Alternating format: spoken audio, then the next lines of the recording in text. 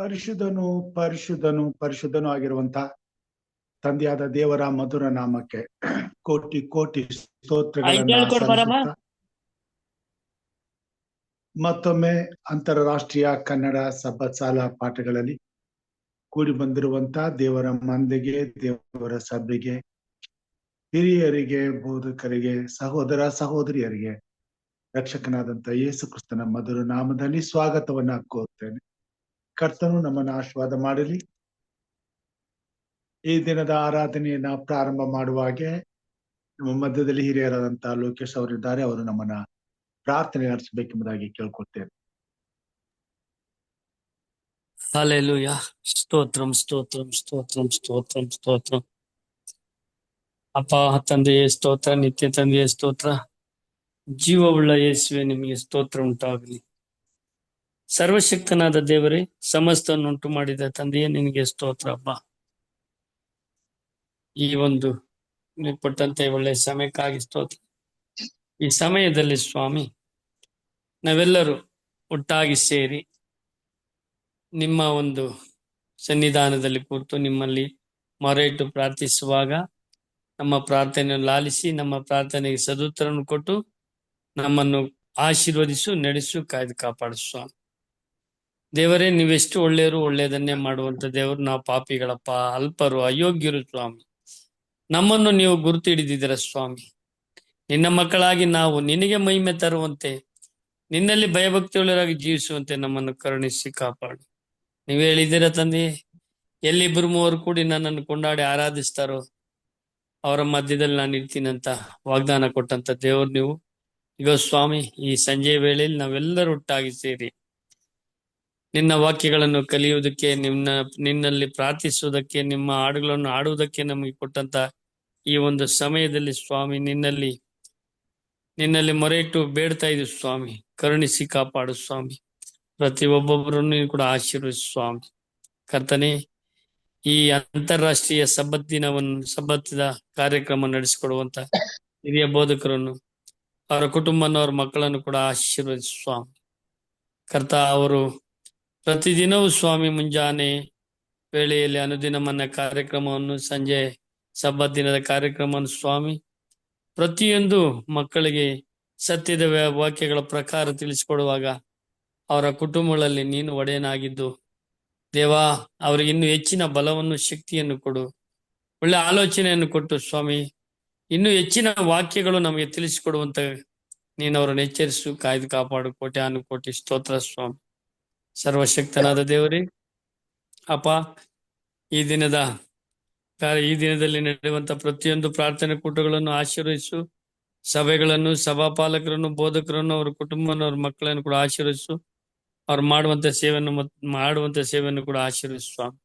ಕರ್ತ, ಮತ್ತೊಂದು ಆವರ್ತಿ ಸ್ವಾಮಿ, ಈ ಕೂಟದಲ್ಲಿ ಸೇರಿರ್ತಕ್ಕಂಥ ಪ್ರತಿಯೊಂದು ಆತ್ಮದೊಟ್ಟಿಗೆ ನೀವು ಮಾತಾಡು ಸ್ವಾಮಿ. ಹೌದು ಕರ್ತ, ನಿನ್ನ ಸೇವೆಯಲ್ಲಿ ಕೂತಿರುವ ನಿನ್ನ ಮಕ್ಕಳನ್ನು, ನಿನ್ನ ವಾಕ್ಯಗಳನ್ನು ಲಾಲಿಸಿ ಆ ವಾಕ್ಯಗಳ ಪ್ರಕಾರ ಇತರರಿಗೆ ಮಾದರಿಯಾಗಿ ಜೀವಿಸಿ ನಡೆಯುವಂತೆ ಪ್ರತಿಯೊಬ್ಬರ ಹೃದಯಗಳಲ್ಲಿ ನೀನು ಕಾರ್ಯ ಮಾಡು ಸ್ವಾಮಿ. ನನಗೆ ಸ್ತೋತ್ರ ಉಂಟಾಗಲಿ.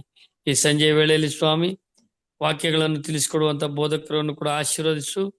ದೇವರೇ, ನೀವು ಅವರೊಟ್ಟಿಗೆ ಇದ್ದು ಪ್ರತಿಯೊಂದು ವಾಕ್ಯಗಳು ಅವರ ಬಾಯಿಂದ ಬರುವಂತ ವಾಕ್ಯಗಳಲ್ಲ ಸ್ವಾಮಿ, ನಿನ್ನ ಬಾಯಿಂದ ಬರುವಂತ ವಾಕ್ಯಗಳಾಗಿದ್ದು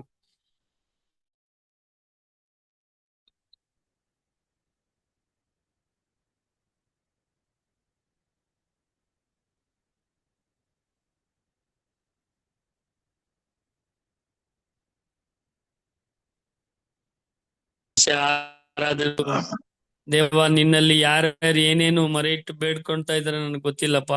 ಎಲ್ಲವನ್ನು ಬಲ್ಲಾತನು, ತಿಳಿದವನು ನೀನು. ಯಾರ್ಯಾರು ಅಸ್ವಸ್ಥರಾಗಿ, ರೋಗಿಗಳಾಗಿ, ತುಂಬಾ ಕಷ್ಟ, ದುಃಖ, ಚಿಂತೆಗಳಲ್ಲಿ ಇದ್ದಾರೆ ಸ್ವಾಮಿ, ಅವರೆಲ್ಲರೊಟ್ಟಿಗೆ ಅವರು ಬೇಡುವಾಗ ನೀನೇ ಅವರನ್ನು ಸಂತೈಸಿ ಆಶೀರ್ವದಿಸಿ ಕಾಯ್ದು ಕಾಪಾಡು ಸ್ವಾಮಿ. ಕರ್ತ, ನಿನಗೆ ಸ್ತೋತ್ರ ಉಂಟಾಗಲಿ ಅಪ್ಪ.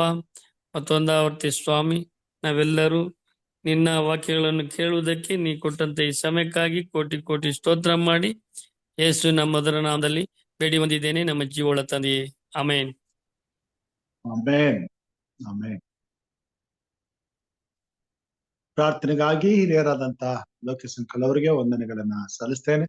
ಒಂದು ವಿಶೇಷ ಗೀತೆಯನ್ನ ಸಹೋದರಿ ವರಲಕ್ಷ್ಮಿ ಅವ್ರ ಜೊತೆಗೆ ನಾವು ಕೇಳೋಣ. ದೇವ್ರ ನಾಮಕ್ಕೆ ಸ್ತೋತ್ರ ಆಗ್ಲಿ. ಒಂದು ರಾಗವನ್ನು ಆಡಿಕೊಳ್ಳೋಣ. ನಿನ್ನಂತ ದೇವರು ಯಾರು ಇಲ್ಲ, ನಿನ್ನ ಹಾಗೆ ಪ್ರೀತಿಸುವವರು ಒಬ್ಬರು ಇಲ್ಲ. ನಿನ್ನಂತ ದೇವರು ಯಾರು ಇಲ್ಲ, ನಿನ್ನ ಹಾಗೆ ಪ್ರೀತಿಸುವವರು ಒಬ್ಬರು ಇಲ್ಲ. ಏಸಯ್ಯ ಏಸಯ್ಯ, ನೀನಿಲ್ಲದೆ ನಾನಿಲ್ಲಯ್ಯ. ಏಸಯ್ಯ ಏಸಯ್ಯ, ನೀನಿಲ್ಲದೆ ನಾನಿಲ್ಲಯ್ಯ. ನಿನ್ನಂತ ದೇವರು ಯಾರು ಇಲ್ಲ, ನಿನ್ನ ಹಾಗೆ ಪ್ರೀತಿಸುವವರು ಒಬ್ಬರು ಇಲ್ಲ. ನಿನ್ನಂತ ದೇವರು ಯಾರು ಇಲ್ಲ, ನಿನ್ನ ಹಾಗೆ ಪ್ರೀತಿಸುವವರು ಒಬ್ಬರು ಇಲ್ಲ. ಪಾಪದ ಮರಣದಲ್ಲಿ ಇದ್ದಂತ ನನ್ನ ಪ್ರೀತಿ ಮಾಡಿ ಪ್ರಾಣ ಕೊಟ್ಟು ಬದುಕಿಸಿದೆ ದೇವ. ಪಾಪದ ಮರಣದಲ್ಲಿ ಇದ್ದಂತ ನನ್ನ ಪ್ರೀತಿ ಮಾಡಿ ಪ್ರಾಣ ಕೊಟ್ಟು ಬದುಕಿಸಿದೆ ದೇವ. ನಿನ್ನ ಕೃಪೆ ಶಾಶ್ವತ ಎಂದೆಂದು ದೇವ, ನಿನ್ನ ಕೃಪೆ ಶಾಶ್ವತ ಎಂದೆಂದು ದೇವ. ನಿನ್ನ ಪ್ರೀತಿಯಿಂದ ನಾನು ಜೀವಿಸುವೆ ದೇವ, ನಿನ್ನ ಪ್ರೀತಿಯಿಂದ ನಾನು ಜೀವಿಸುವೆ ದೇವ. ಏಸಯ್ಯ ಏಸಯ್ಯ, ನೀನಿಲ್ಲದೆ ನಾನಿಲ್ಲಯ್ಯ. ಏಸಯ್ಯ ಏಸಯ್ಯ, ನೀನಿಲ್ಲದೆ ನಾನಿಲ್ಲಯ್ಯ. ನಿನ್ನಂತ ದೇವರು ಯಾರು ಇಲ್ಲ, ನಿನ್ನ ಹಾಗೆ ಪ್ರೀತಿಸುವವರು ಒಬ್ಬರು ಇಲ್ಲ. ನಿನ್ನಂತ ದೇವರು ಯಾರು ಇಲ್ಲ, ನಿನ್ನ ಹಾಗೆ ಪ್ರೀತಿಸುವವರು ಒಬ್ಬರು ಇಲ್ಲ. ನನ್ನಯ ಜೀವಿತವೆಲ್ಲವನ್ನು ತಿಳಿದಿರುವೆ ನೀನು, ನನ್ನಯ ಕುರಿತು ಹಿತವಾಗಿ ಚಿಂತಿಸುವೆ ನೀನು. ನನ್ನಯ ಜೀವಿತವೆಲ್ಲವನ್ನು ತಿಳಿದಿರುವೆ ನೀನು, ನನ್ನಯ ಕುರಿತು ಹಿತವಾಗಿ ಚಿಂತಿಸುವೆ ನೀನು. ನಿನ್ನಯ ಕರದಿ ಹಿಡಿದು ನನ್ನ ನಡೆಸಿರುವೆ ದೇವಾ, ನಿನ್ನಯ ಕರದಿ ಹಿಡಿದು ನನ್ನ ನಡೆಸಿರುವೆ ದೇವಾ. ನನ್ನ ಸಹಾಯ ನನ್ನಯ ಬಂಡೆ ನೀನೇ ಏಸಯ್ಯ, ನನ್ನ ಸಹಾಯ ನನ್ನಯ ಬಂಡೆ ನೀನೇ ಏಸಯ್ಯ. ಏಸಯ್ಯ ಏಸಯ್ಯ, ನೀನಿಲ್ಲದೆ ನಾನಿಲ್ಲಯ್ಯ. ಏಸಯ್ಯ ಏಸಯ್ಯ, ನೀನಿಲ್ಲದೆ ನಾನಿಲ್ಲಯ್ಯ. ನಿನ್ನಂತ ದೇವರು ಯಾರು ಇಲ್ಲ, ನಿನ್ನ ಹಾಗೆ ಪ್ರೀತಿಸುವವರು ಒಬ್ಬರು ಇಲ್ಲ. ನಿನ್ನಂತ ದೇವರು ಯಾರು ಇಲ್ಲ, ನಿನ್ನ ಹಾಗೆ ಪ್ರೀತಿಸುವವರು ಒಬ್ಬರು ಇಲ್ಲ. ಕಷ್ಟಗಳಲ್ಲಿ ದುಃಖಗಳಲ್ಲಿ ಜೊತೆಯಾಗಿರುವವರು, ರೋಗದಲ್ಲಿ ಸಂಕಟದಲ್ಲಿ ಬಲವ ಕೊಡುವವರು. ಕಷ್ಟಗಳಲ್ಲಿ ದುಃಖಗಳಲ್ಲಿ ಜೊತೆಯಾಗಿರುವವರು, ರೋಗದಲ್ಲಿ ಸಂಕಟದಲ್ಲಿ ಬಲವ ಕೊಡುವವರು. ಕೊರತೆಗಳನ್ನು ನೀಗಿಸುವವನು ನೀನೇ ಏಸಯ್ಯ, ಕೊರತೆಗಳನ್ನು ನೀಗಿಸುವವರು ನೀನೇ ಏಸಯ್ಯ. ಸೋಲುಗಳಲ್ಲಿ ಜಯವನ್ನು ಕೊಡುವ ದೇವ ನೀನಯ್ಯ, ಸೋಲುಗಳಲ್ಲಿ ಜಯವನ್ನು ಕೊಡುವ ದೇವ ನೀನಯ್ಯ. ಏಸಯ್ಯ ಏಸಯ್ಯ, ನೀನಿಲ್ಲದೆ ನಾನಿಲ್ಲಯ್ಯ. ಏಸಯ್ಯ ಏಸಯ್ಯ, ನೀನಿಲ್ಲದೆ ನಾನಿಲ್ಲಯ್ಯ. ನಿನ್ನಂತ ದೇವರು ಯಾರು ಇಲ್ಲ, ನಿನ್ನ ಹಾಗೆ ಪ್ರೀತಿಸುವವರು ಒಬ್ಬರು ಇಲ್ಲ. ನಿನ್ನಂತ ದೇವರು ಯಾರು ಇಲ್ಲ, ನಿನ್ನ ಹಾಗೆ ಪ್ರೀತಿಸುವವರು ಒಬ್ಬರು ಇಲ್ಲ. Amen. Thank you sir. Amen. ಉತ್ತಮವಾದಂತಹ ಹಾಡಿಗಾಗಿ ಸಹೋದರಿ ವರಲಕ್ಷ್ಮಿ ಅವರಿಗೆ ವಂದನೆಗಳನ್ನ ಸಲ್ಲಿಸ್ತೇನೆ. ಈ ಸಮಯದಲ್ಲಿ ಈ ದಿನದ ಪಾಠವನ್ನ ನಮ್ಮ ಜೊತೆಯಲ್ಲಿ ಹಿರಿಯರಾದಂತಹ ವಿಜಯ್ ಕುಮಾರ್ ಸರ್ ಅವರಿದ್ದಾರೆ. ಅವರು ನಮಗೆ ಈ ದಿನದ ಪಾಠವನ್ನ ನಡೆಸ್ಕೊಡುವಂತವ್ರು ಆಗಿದ್ದಾರೆ. ಕರ್ತನವರನ್ನ ಆಶೀರ್ವಾದ ಮಾಡಲಿ. ಈ ದಿನದ ಪಾಠವನ್ನ ನಡೆಸ್ಕೊಡೋದಕ್ಕಾಗಿ ನಮ್ಮ ರಕ್ಷಕನಾದಂತ ಯೇಸು ಕ್ರಿಸ್ತನ ಮಧುರ ನಾಮದಲ್ಲಿ ತಮ್ಮೆಲ್ಲರ ಪರವಾಗಿ ಹೃತ್ಪೂರ್ವಕವಾಗಿ ಈ ಕಾರ್ಯಕ್ರಮಕ್ಕೆ ಅವರನ್ನು ಸ್ವಾಗತಿಸ್ತೇನೆ. ಹಿರಿಯರಾದಂತ ವಿಜಯ್ ಕುಮಾರ್ ಸರ್, ಇದು ನಿಮ್ಮ ಸಮಯ. ಪಾಠವನ್ನ ಹೇಳ್ಕೊಡ್ಬೇಕೆಂಬುದಾಗಿ ಕೇಳ್ಕೊಡ್ತೇನೆ. ವಂದನೆಗಳು ಸರ್. ಈ 2ನೇ ತ್ರೈಮಾಸಿಕದ ಪ್ರವಾದನೆಯ ಕೆಲವು ಮೂಲಭೂತ ತತ್ವಗಳನ್ನ ನಾವು ತಿಳ್ಕೊಳ್ತಾ ಇದ್ದೀವಿ. ಇದಕ್ಕೆ ತಿಳ್ಕೊಳ್ಳೋಕೆ ಮೊದಲೇ ನಾನು ಹೇಳ್ತೀನಿ, ಕೂಡಿ ಬಂದಿರುವಂತಹ ತಮ್ಮೆಲ್ಲರಿಗೂ ಸಹ ಕರ್ತನ ಹೆಸರಲ್ಲಿ ಹೃತ್ಪೂರ್ವಕವಾದ ವಂದನೆಯನ್ನು ಸಲ್ಲಿಸುತ್ತೇನೆ. ಈ ಒಂದು ಅವಕಾಶವನ್ನು ಮಾಡಿಕೊಂಡಂತ ಬೋಧಕರಾದ ನೇಮರಾಜರವರಿಗೆ ನಾನು ಸಲ್ಲಿಸುವಂತನಾಗಿದ್ದೇನೆ. ಎಲ್ಲಾ ಬೋಧಕರುಗಳಿಗೂ ಭಾಗವಹಿಸುವಂತಹ ಪ್ರತಿಯೊಬ್ಬರಿಗೂ ಕರ್ತನು ಆಶೀರ್ವದಿಸಿ ಬಲಪಡಿಸಲಿ. ಆಧ್ಯಾತ್ಮಿಕ ವೃದ್ಧಿಯಾಗಿ ದೇವರ ರಾಜ್ಯಕ್ಕೆ ಎದುರು ಮಕ್ಕಳಾಗಿ ನಮ್ಮ ನಡೆಸಲಿ ಎಂಬುದೇ ನಮ್ಮೆಲ್ಲರ ಹಾರೈಕೆಯಾಗಿದೆ. ಕರ್ತನ ನಮ್ಗೆ ಸ್ತೋತ್ರವಾಗಲಿ. ಈ 9ನೇ ಪಾಠದ ಶೀರ್ಷಿಕೆ ಕೀರ್ತನೆಗಳಲ್ಲಿ ದೇವರ ಶುಭ ಸಂದೇಶ ಭಾಗ 2. ಇದು ನಾವು ನೋಡುವಾಗ ಇಲ್ಲಿ ಸಂಬಂಧಪಟ್ಟಂತೆ ಇದರಲ್ಲಿ ಸೋಮವಾರ ಮತ್ತು ಗಲಭೆ, ಪ್ರಕ್ಷುಬ್ಧ ಮತ್ತೆ ಪರಿಸ್ಥಿತಿ ಅಂದ್ರೆ ಅಶಾಂತತೆಯ ಪರಿಸ್ಥಿತಿ ಈ ಒಂದು ನಡೆಯದಲ್ಲಿಯೂ ಸಹ ನಮಗೊಂದು ನಿರೀಕ್ಷೆ ಇದೆ. ಅಂದ್ರೆ ಈ ಒಂದು ಕೆಟ್ಟು ಹೋಗಿರುವಂತಹ ಒಂದು ಪ್ರಪಂಚದಲ್ಲಿ, ಪಾಪವನ್ನು ತುಂಬಿರುವಂತಹ ಈ ಪ್ರಪಂಚದಲ್ಲಿ ಈಗ ನಮಗೇನಾಗಿದೆ, ಒಂದು ನಿರೀಕ್ಷೆ ನಮಗಿದೆ. ದೇವರು ನಮ್ಮನ್ನ ಒಂದು ನಿರೀಕ್ಷೆಯಲ್ಲಿ ಇಟ್ಟಿದ್ದಾರೆ. ಆ ನಿರೀಕ್ಷೆಗೋಸ್ಕರ ನಾವೆಲ್ಲವನ್ನೂ ಸಹಿಸಿಕೊಂಡು ಆ ನಿರೀಕ್ಷೆಗಾಗಿ ಎದುರು ನೋಡುವಂತೆ ದೇವರು ನಮ್ಮನ್ನ ನಡೆಸಲಿ. ದಾವೀದನ ಕೀರ್ತನೆ ಪುಸ್ತಕದಲ್ಲಿ ಹೆಚ್ಚಿನ ಭಾಷೆಯಲ್ಲಿ ಸಾಂಕೇತಿಕವಾಗಿ ಆಮೇಲೆ ಪದ ಬಳಕೆ ಆಗಿರುವುದನ್ನ ನೋಡ್ತೇವೆ. ಈ ಲೋಕವು ಸಂಪೂರ್ಣ ನಾಶವಾಗಿ ದೇವರು ಮಾತನ್ನು ಆಕಾಶ ಮಂಡಲವನ್ನು ಮತ್ತು ನೂತನ ಭೂಮಂಡಲವನ್ನು ಎದುರು ನೋಡುವಂಥದ್ದು. ಇದಕ್ಕೆ ಸಂಬಂಧಿಸಿದಂತೆ ಸಾಂಕೇತಿಕವಾಗಿ ಇದನ್ನು ಕೊಡಲ್ಪಟ್ಟಿಲ್ಲ. ಯಾಕೆಂದ್ರೆ ನೇರ ನುಡಿಗಳಿಂದ ದೇವರು ತಿಳಿಸಿದ್ದಾನೆ. ಅನೇಕ ವಿಷಯಗಳನ್ನ ನೋಡುವಾಗ ದಾನಿಯೇಲ ಅಂದ್ರೆ ಸಾಂಕೇತಿಕವಾಗಿ ಕೊಡಲ್ಪಟ್ಟಿದೆ. ಆದ್ರೆ ದೇವರ ಈ ಲೋಕ ಅಂತ್ಯದ ವಿಷಯದಲ್ಲಿ ಅವರು ಬರುವಾಗ ನೇರ ನುಡಿಗಳಾಗಿಯೇ ತಿಳಿಸಿರೋದನ್ನ ನೋಡ್ತೇವೆ. ಹೀಗೆ ಇಲ್ಲಿ ಇದಕ್ಕೆ ಸಂಬಂಧ ಸಾಕಷ್ಟು ವಾಕ್ಯಗಳು ಆಧಾರವನ್ನು ನಾವು ಕಾಣುತ್ತೇವೆ ಅಂತ ನೋಡ್ತೇವೆ. ನೆನ್ನೆ ಕಲಿತಂತ ಪಾಠದಲ್ಲಿ ಕೀರ್ತನೆ ಭಾಗ 1 ಕೆಲವು ವಚನಗಳನ್ನ ಓದ್ಕೊಂಡು ಮತ್ತೆ ನಾವು ಮುಂದಕ್ಕೆ ಹೋಗೋಣ. ಅಲ್ಲಿ ಹೀಗೆ ಬರೆಯಲ್ಪಟ್ಟಿದೆ. ಕೀರ್ತನೆ 5:12 ನಿನ್ನ ಮೊರೆ ಹೊತ್ತವರೆಲ್ಲರೂ ಸಂತೋಷದಿಂದ ಇರುವರು, ಅವರನ್ನು ಕಾಪಾಡುವೆ ಎಂದು ನಾನು ಯಾವಾಗಲೂ ಆನಂದ ಧ್ವನಿ ಮಾಡುತ್ತಾ ಇರುವೆನು ಅಂತ ಹೇಳ್ತಾನೆ. ಪ್ರೀತಿಸುವವರು ನಿನ್ನಲ್ಲಿ ಉಲ್ಲಾಸಗೊಳ್ಳುವರು, ದೇವರನ್ನ ಆಶ್ರಯಿಸಿಕೊಂಡು ಜೀವಿಸುವಂತೆ. ಈ ಲೋಕ ಏನೇ ಸ್ಥಿತಿ ಆಗಿರ್ಲಿ, ಎಂತ ಪರಿಸ್ಥಿತಿ ಆಗಿರ್ಲಿ, ಆದ್ರೆ ದೇವರನ್ನ ಆಶ್ರಯಿಸಿಕೊಂಡವರಿಗೆ ಯಾವಾಗಲೂ ಮೇಲೆ ಆಗುತ್ತೆ. ಜೊತೆಗೆ ಅವ್ರು ಯಾವಾಗಲೂ ಸಹ ಸಂತೋಷದಿಂದ ಆನಂದ ಧ್ವನಿಯೊಡನೆ ಮಾಡುತ್ತಾ ದೇವರಲ್ಲಿ ಸಂತೋಷವುಳ್ಳವರಾಗಿ ಉಲ್ಲಾಸಗೊಳ್ಳುವವರಾಗಿರ್ತಾರೆ ಅಂತ ಈ ವಾಕ್ಯ ಬರೆಯಲ್ಪಟ್ಟಿದೆ. ಕೀರ್ತನೆ 1:122 ನೋಡುವಾಗ ಯೆಹೋವನ ಮಂದಿರಕ್ಕೆ ಹೋಗೋಣ ಬಾ ಎಂದು ಜನರು ನನ್ನ ಕರೆದಾಗ ನನಗೆ ಸಂತೋಷವಾಯಿತು. ಯೆಹೋವನ ಮಂದಿರಕ್ಕೆ ಹೋದಾಗ ಏನಾಗುತ್ತೆ? ಸಮಾಧಾನ, ಶಾಂತಿ, ಸಂತೋಷ, ದೇವರ ನಿಕಟ ಸಂಬಂಧ, ಪರಸ್ಪರ ಪ್ರೀತಿ ಎನ್ನುತ್ತೆ. ಇವೆಲ್ಲ ಹಾಗೆ ತಮಗೆ ಗೊತ್ತಿರದ ವಾಕ್ಯಗಳನ್ನು ಮತ್ತೊಬ್ಬರನ್ನ ಕೇಳಿ ತಿಳ್ಕೊಳ್ಳುವಂತ ಶಕ್ತಿ, ಇದೆಲ್ಲವೂ ಸಹ ಪವಿತ್ರ ಆತ್ಮವನ್ನು ದೊರೆಯುವಂತದ್ದಾಗಿದೆ. ಅದಕ್ಕೋಸ್ಕರ ನಾವು ದೇವಾಲಯಕ್ಕೆ ಹೋಗುವಂಥದ್ದು. ಯೆಹೋವ ದೇವಾಲಯಕ್ಕೆ ಹೋಗುವುದು ನಾವು ಸಂತೋಷಕರವಾಗಿದೆ, ಅದು ನಮಗೆ ಸಂತೋಷ ತರುವಂಥದ್ದು ಆಗಿದೆ. 51ನೇ ಕೀರ್ತನೆ ನೋಡುವಾಗ ಅದರಲ್ಲಿ ದೇವರೇ ನನಗೆ ಶುದ್ಧ ಹೃದಯವನ್ನು ನಿರ್ಮಿಸು, ನನಗೆ ಸ್ಥಿರ ಚಿತ್ತವನ್ನು ಅನುಗ್ರಹಿಸಿ ನನ್ನನ್ನು ನೂತನಪಡಿಸು ಅಂತ. ಇದು ಬಹಳ ಒಳ್ಳೆಯ ವಾಕ್ಯ. ನಾವು ಸಮಗೆ ನಮ್ಮ ಹೃದಯಗಳು ನಮ್ಮನ್ನ ಯಾವಾಗಲೂ ವಂಚಿಸ್ತಾ ಇರ್ತದೆ. ಇವಾಗ ಆಡೋದ್ ಮಾತಿನ ಸ್ವಲ್ಪ ಹೊತ್ತಿಗೆ ಆಡಲ್ಲ. ಹೀಗಿರುವಾಗ ನಾವು ಯಾವೊಂದು ದೇವರನ್ನು ಪ್ರಾರ್ಥಿಸಬೇಕಾದಿದ್ದೇನೆ. ದೇವರೇ ನನ್ನಲ್ಲಿ ಶುದ್ಧ ಹೃದಯವನ್ನು ನೀನು ನಿರ್ಮಿಸು, ನನಗೆ ಸ್ಥಿರ ಚಿತ್ತ, ಯಾವಾಗಲೂ ಚಂಚಲ ಚಿತ್ತವನ್ನು ಕಿತ್ತಾಕಿ ಸ್ಥಿರ ಚಿತ್ತ ನಿನ್ನಲ್ಲೇ ನಾನು ಇರುವಂತೆ ಸ್ಥಿರ ಚಿತ್ತ ಅನುಗ್ರಹಿಸಿ ನನ್ನ ನೂತನ ಮಾಡ್ತಾ ಇರು, ಹೊಸಮನಾಗಿ ಮಾಡ್ತಾ ಇರು ಅನ್ನುವ ಪ್ರಾರ್ಥನೆ ಇದು ಬಹಳ ಪ್ರಾಮುಖ್ಯ. ಅದೇ ರೀತಿ ಕೀರ್ತನೆ 5:11 ನೋಡುವಾಗ ಯೆಹೋವನ ನೀತಿವಂತನು ಯೆಹೋವನು ಆಶೀರ್ವದಿಸು, ಅವನೇ ನಿನ್ನ ದಯೆ ದೊಡ್ಡದು, ಗುರಾಣಿಯಂತೆ ಅವನನ್ನು ಆರಿಸಿಕೊಳ್ಳುವುದು. ಈ ನೀತಿವಂತನಾದ ವಿಷಯದಲ್ಲಿ ದೇವರು ವಿಶೇಷವಾದ ರಕ್ಷಣೆಯನ್ನ ಕೊಡ್ತಾನೆ, ಗುರಾಣಿಯಂತೆ ಆವರಿಸ್ಕೊಳ್ತಾನೆ ಅಂತ ನೋಡುವಂತವರಾಗಿದ್ದೇವೆ.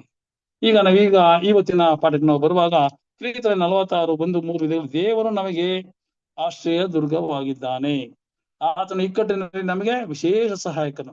ಇಕ್ಕಟ್ಟು ಬಂದಾಗ ವಿಶೇಷ ಸಹಾಯಕನು. ಈ ಒಂದು ಕೆಟ್ಟ ಪ್ರಪಂಚದಲ್ಲಿ ಜೀವಿಸುವಾಗ ದೇವರನ್ನ ಯಾವಾಗಲೂ ಪ್ರಾರ್ಥನೆ ವಿಜ್ಞಾಪನೆಗಳ ಮುಖಾಂತರ ನಾವು ಆತನ ಪ್ರಾರ್ಥಿಸುವಾಗ ಇಕ್ಕಟ್ಟಿನ ಸಮಯದಲ್ಲೂ ಕೂಡ ದೇವರು ನಮಗೆ ವಿಶೇಷವಾದ ಸಹಾಯಕ ಅಂತ ನಾವು ಕೀರ್ತನೆ 91.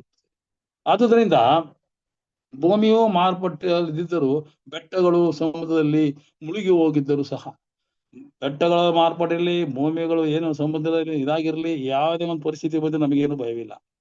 ಯಾಕಂದ್ರೆ ದೇವರು ನಮ್ಮ ಸೃಷ್ಟಿಕರ್ತನ ಆ ದೇವರು ಆಶ್ರಯದುರ್ಗವಾಗಿದ್ದಾನೆ. ಸಮುದ್ರವು ಘೋಷಿಸ್ತಾ ಮೊರೆಯನ್ನು ಕಾರಿದ್ರೆ ಏನು, ಘೋಷಿಸ್ತಾ ಮೊರೆಯನ್ನು ಕಾರೇನು, ಏನೇನಪ್ಪ ಆಗೋಯ್ತದೆ ಭೂಲೋಕ ಅಂತ ಪರಿಸ್ಥಿತಿ ಬಂದ ಅದರ ಅಲ್ಲೋಲ ಕಲ್ಲೋಲಗಳಿಂದ ಪರ್ವತಗಳು ಚಲಿಸ್ತದೇನು, ಪರ್ವತಗಳೇ ಚಲಿಸಲಿ ಅಲ್ಲೋಲ ಕಲ್ಲೋಲದಿಂದ ಅರೆಗಳಿಂದ, ನಮಗೇನಿಲ್ಲ. ಅದಕ್ಕೆ ಕಾರಣ ಸಾವಿರಾರು ವರ್ಷಗಳಿಂದ ಪ್ರಜೆಗಳನ್ನು ಬಾಧಿಸುತ್ತಿರುವ ರಾಜರುಗಳು, ಅದರ ಸರ್ಕಾರ, ಅವರ ನೀತಿ, ಅವರ ದುರಾಳಿತ, ಇವೆಲ್ಲ ಇದಕ್ಕೆ ಕಾರಣವಾಗಿ ದೇವರು ಕೋಪಗೊಂಡು ಇದನ್ನ ಒಂದಲ್ಲ ಒಂದು ದಿನ ನಾಶ ಮಾಡ್ತಾನೆ ಅನ್ನುವ ವಿಚಾರ ನೋಡುವಂತದ್ದು. ಸಂಪೂರ್ಣವಾಗಿ ಇದು ನಾಶವಾಗುತ್ತೆ ಎಂದು ಸತ್ಯವೇದ ಸ್ಪಷ್ಟವಾಗಿ ತಿಳಿಸುವಂತದ್ದಾಗಿರುತ್ತೆ.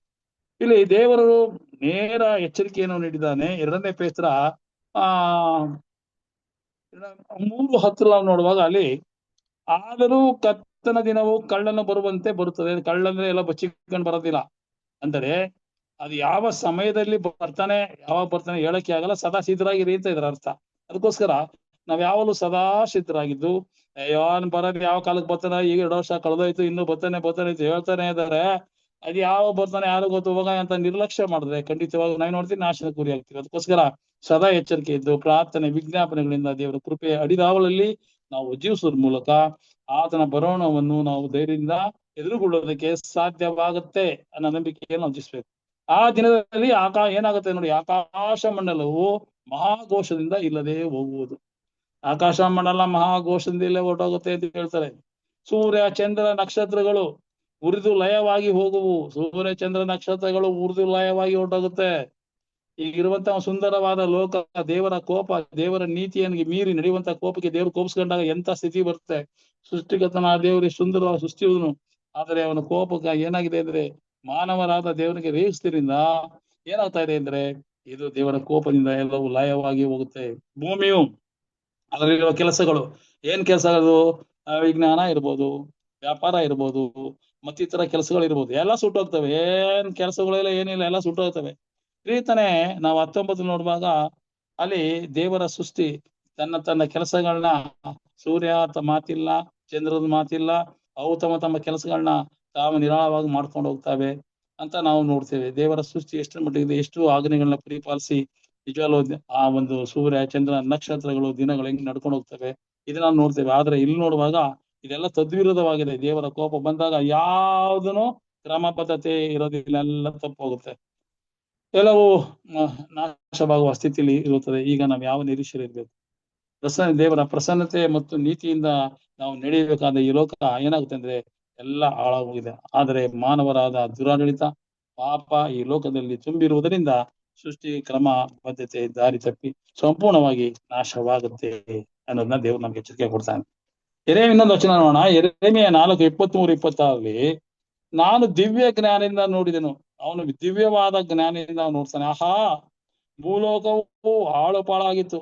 ದಿವ್ಯ ಜ್ಞಾನದಿಂದ ನೋಡುವಾಗ ಭೂಲೋಕ ಹಾಳಾಗ್ಬಿಟ್ಟಿತ್ತು, ಜನರೇ ಇರ್ಲಿಲ್ಲ. ಆಕಾಶವನ್ನು ನೋಡಿದೆನು, ಅದರಲ್ಲಿ ಬೆಳಕೇ ಇರಲಿಲ್ಲ, ಎಲ್ಲ ಕತ್ಲೆ ಆಗ್ಬಿಟ್ಟಿತ್ತು. ಸೂರ್ಯ ಇದ್ದಿರ್ತಾನೆ, ಬೆಳಕಿರುತ್ತೆ.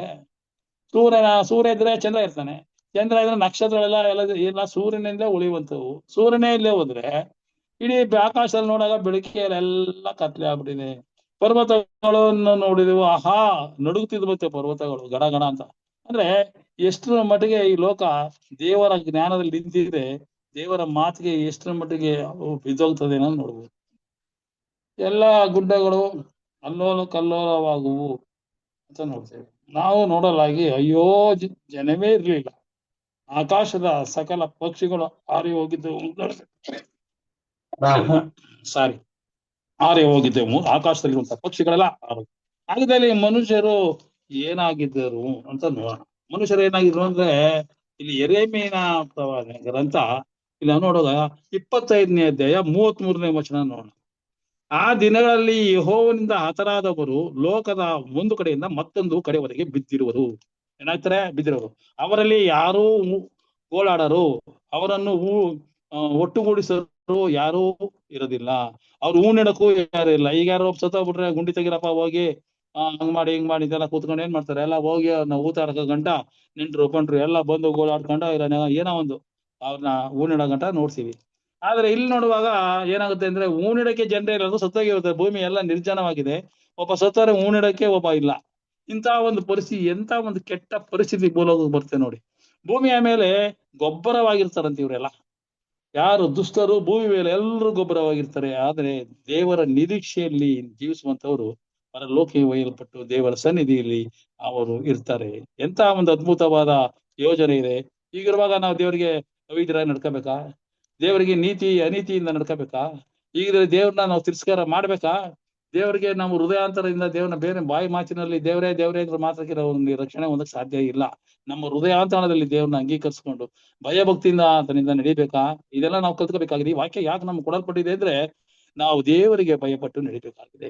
ಯಾಕೆ ಅಂತ್ಯಕಾಲದಲ್ಲಿ ನಾವು ಜೀವಿಸ್ತಾ ಇದ್ದೀವಿ, ವಾಕ್ಯಗಳು ತಿಳಿಸ್ತಾ ಇದೆ.